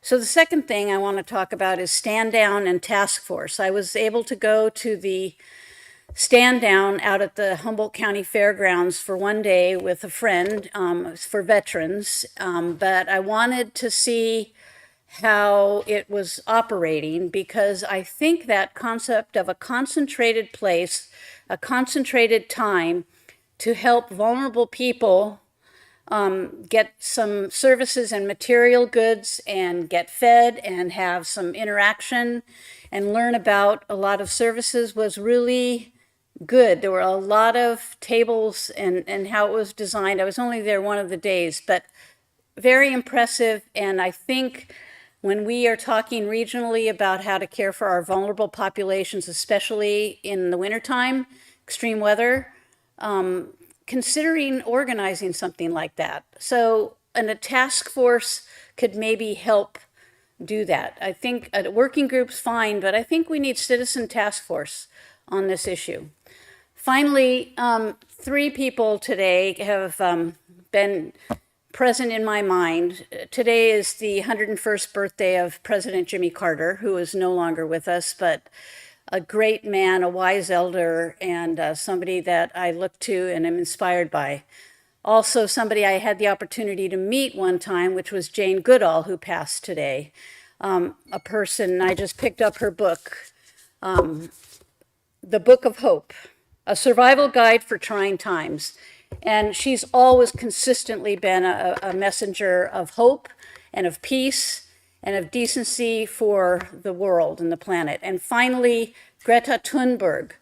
We passed a resolution for humanitarian aid to get to Gaza. She was arrested once again by the Israeli forces at the Mediterranean Sea trying to get humanitarian aid there, and we need to do more for Gaza.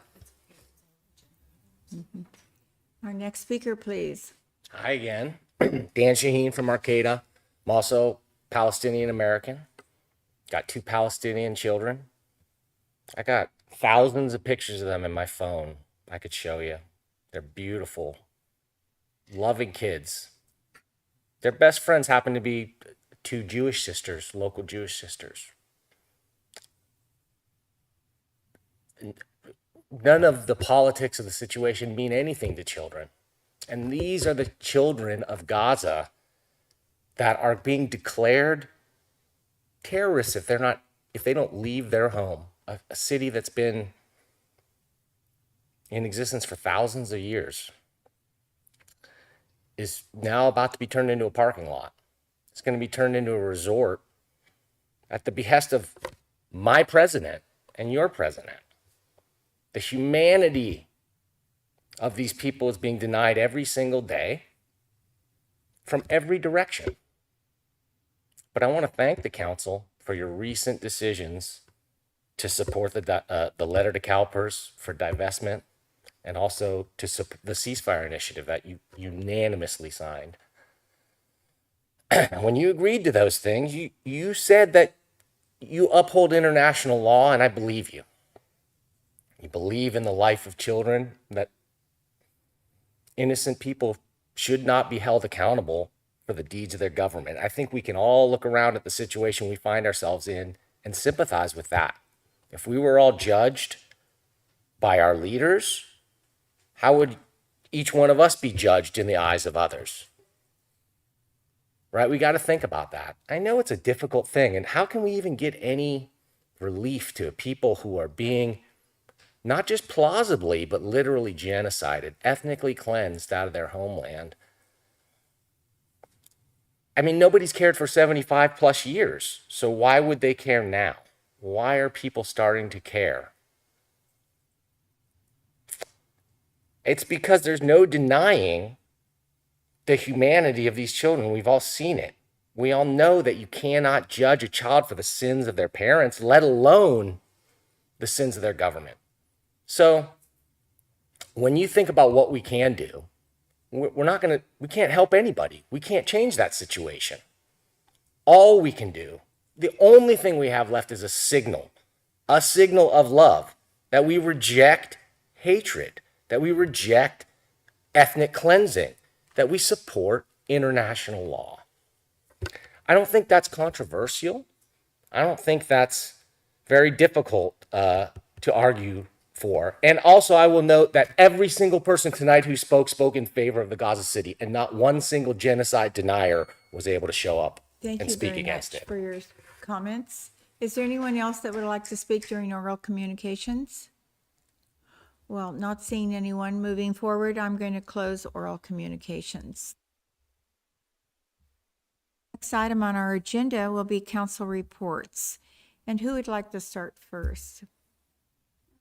I can Okay, start Sarah. down here. It'll be Sarah. really quick. I had an RCEA meeting. It was really long, like they always are, and we talked about a lot of stuff, including biomass, which is always so fun. But we had a really interesting presentation that was on data centers and AI usage and the impacts on the national grid, California's grid, and then our local grid. And she kind of broke it down by region and what that strain would be, and you know how the city is planning for it, how companies are planning for it. So it was really interesting.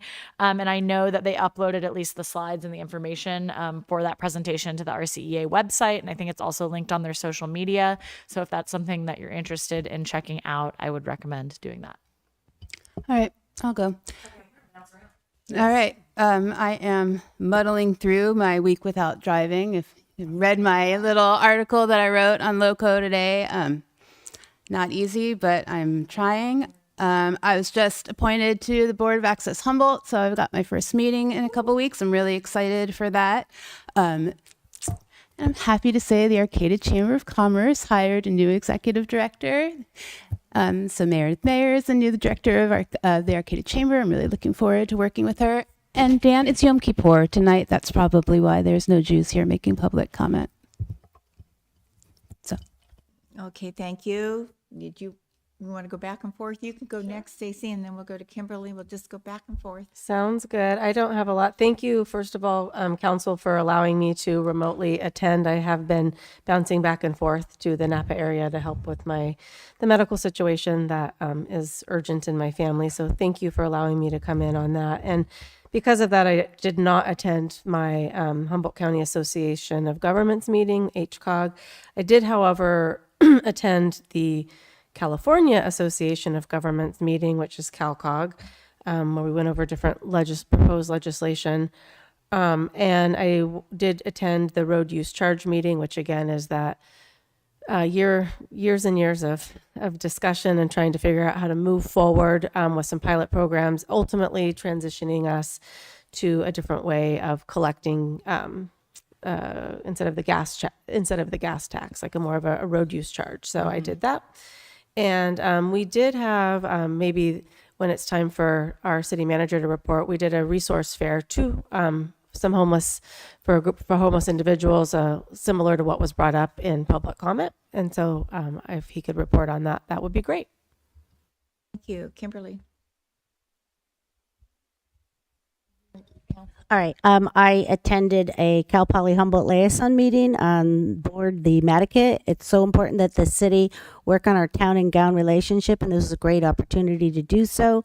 Today I attended the Humboldt Equity Consortium. We spoke about the possibility with the climate of what's happening now to do some nonviolent communication possibly. I just got back from El Paso, Texas on disaster preparedness, learned about all kinds of state and federal opportunities. So hoping that we might be able to, if we haven't already, we got a great team, so they probably already are aware of them all. There will be a bilingual walking tour of 3 possible sites for the future of Valley West Community Center, which will be a space for residents to engage in recreational and community activities. That's Saturday, October 11th from 3:30 to 4:30, departing from Valley West Park at 1340 Howland Drive. That's across from the Kuna Resilient Hub. For those of you who cannot join the tour, come by Valley West Park anytime between 3 and 5 to learn more.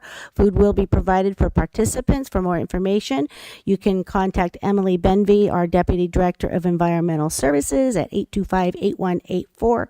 And we're all gearing up for next week's League of Cities conference, and that's all I got. Okay, thank you. I attended the HTA meeting today, and everything is moving along smoothly. And so the buses are going to come. The rest of the hydrogen buses will start to come. I have 2 things I want to mention, but one thing I wanted to mention is that the information. So Cal Poly is up by 231 students, almost 4% from last year, the 4th consecutive fall semester. And this has shown increasing growth. So right now, with our fall semester, we have 6,276 students at Humboldt. And I just wanted to mention that because I can remember when I was there, which was back in the 70s, we had 7,000 students. And so I'm glad to see that we're moving forward. And I just wanted to mention that. So the other thing is I wanted to say that we should all I didn't really participate that much, but because of the Gateway, but we received 2025 Award of Excellence for the Arcata General Plan 2045. And here it is. So I'm going to show it to you all. Here it is. Thank you all. Thank you, thank you, thank you, thank you. Thank you for working on this and making sure that we had it. And it's really exciting that we have 2 awards now. We received one from the Northern California, and now we have one from the whole state of California on our general plan. So thank you. And you wanted to say something? Yeah, Mayor Stillman, I just wanted to respond to Councilmember Atkins Salazar comment. And, I think I might consider trying to move the city manager's report to the end of the meeting instead of the beginning in the future, because I always think of good things to say at the end. But I did want to just follow up on the question or comment. I just wanted to let the rest of the council know that we did work with County Health and Human Services to set up a resource fair for some of the unhoused that have been living out in the area they've been calling Tobacco 40 or the Johnson property. And so we were able to get Health and Human Services, representatives from Arcata House, Open Door Clinic, and there were some very positive outcomes from that, which are some people were able to get a ride to the hospital who needed treatment. And so there was, I wouldn't say it was highly attended, but it was attended by people who could take advantage of those services. So it was great to get our partners in the community and healthcare out there to do that. And then the one other thing that I might mention is we have interest, and I was contacted by one of our political sciences professors, and they have a student who's interested in helping the city to write a sister city policy. And I think that's one of the things we've talked about for some time. What would the city want to see? What are other communities doing? What would a sister city policy look like? What kind of things would the city want to see to actually consider a sister city policy? So silent on what any particular sister city, and I know there's interest out there in Gaza municipality and other places in the world right now, but at least the city having a policy, we could put something forward of what the city would want to see in that eventuality. So I'm leaning towards, unless I hear otherwise another time, to engage this volunteer and have them do some background research, look at sister city policies, and bring that information back to council for the council to consider considering a generic sister city policy and what the city would want to see in that. So that's something that they're very interested in doing, and so I'm proceeding with that at this time. Well, I definitely agree with that, because anyway, I met with that professor, and that was one of the things that she said she could really work on. And it was one of the things I discussed with her, is that we needed to look into that. And the student is very interested in government, and this professor is very well versed in sister city things. And so I thought it was a good combination. I'm glad to see that you're moving forward on it and that it'll fall under you. So thank you. And I feel like that's timely, and that Equity Arcata, the Office of Diversity and Inclusion, is talking about the possibility of the city of Arcata having a sister city with Oaxaca. So, yeah, perfect timing for all of this. If I could just add to the mayor's report, or just a reminder maybe about our visitors we had this. Yes, I could have that. So we did have Thursday, I think it was Thursday. It was Tuesday. There were a group of Oaxacan students, high school students that are up here, and they are actually pretty much housed in McKinleyville, and they came with all the seats were filled, and all the city staff was here, was able to introduce themselves and say somewhat about what they did. And later in the day, I happened to be downtown, and there they are all walking up the street, and I'm just standing there waving. They go, "Oh," and they start waving back, because I think they recognized me from earlier in the day. And they were very enthused. And I think one of them was a Rotary student who was on an exchange program.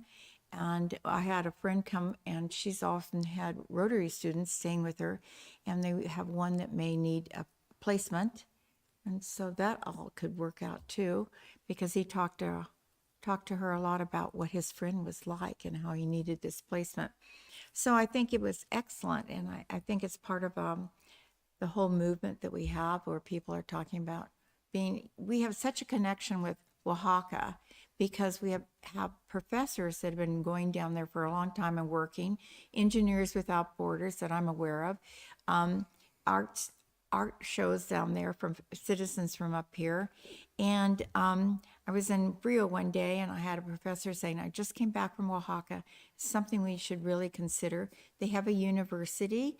They've reached out with their university to help any students that might have difficulty with the situation that we have in our country right now, that they would be able to get them into college and out of college without any problems. So they've been working really well. It was great to see them all here and to see all the other students that came with them. So it was really a good thing. And last year we had hosted Kuna, the Hawakan author event, and there was over 75 in attendance. So, yeah. So anyway, there we go. This is really something to be honored, and I'm assuming it'll go in our case with the other one that we got. And I noticed that the Oaxacans, they were there, standing there, taking pictures of everything that was in the case. So I think they were going back and be able to talk about that from one point or another. We have no future meetings on our agenda tonight. We don't have a closed session. We have no closed session reports, and we're adjourned. Thank you. And thank you to our attorney for being present this evening.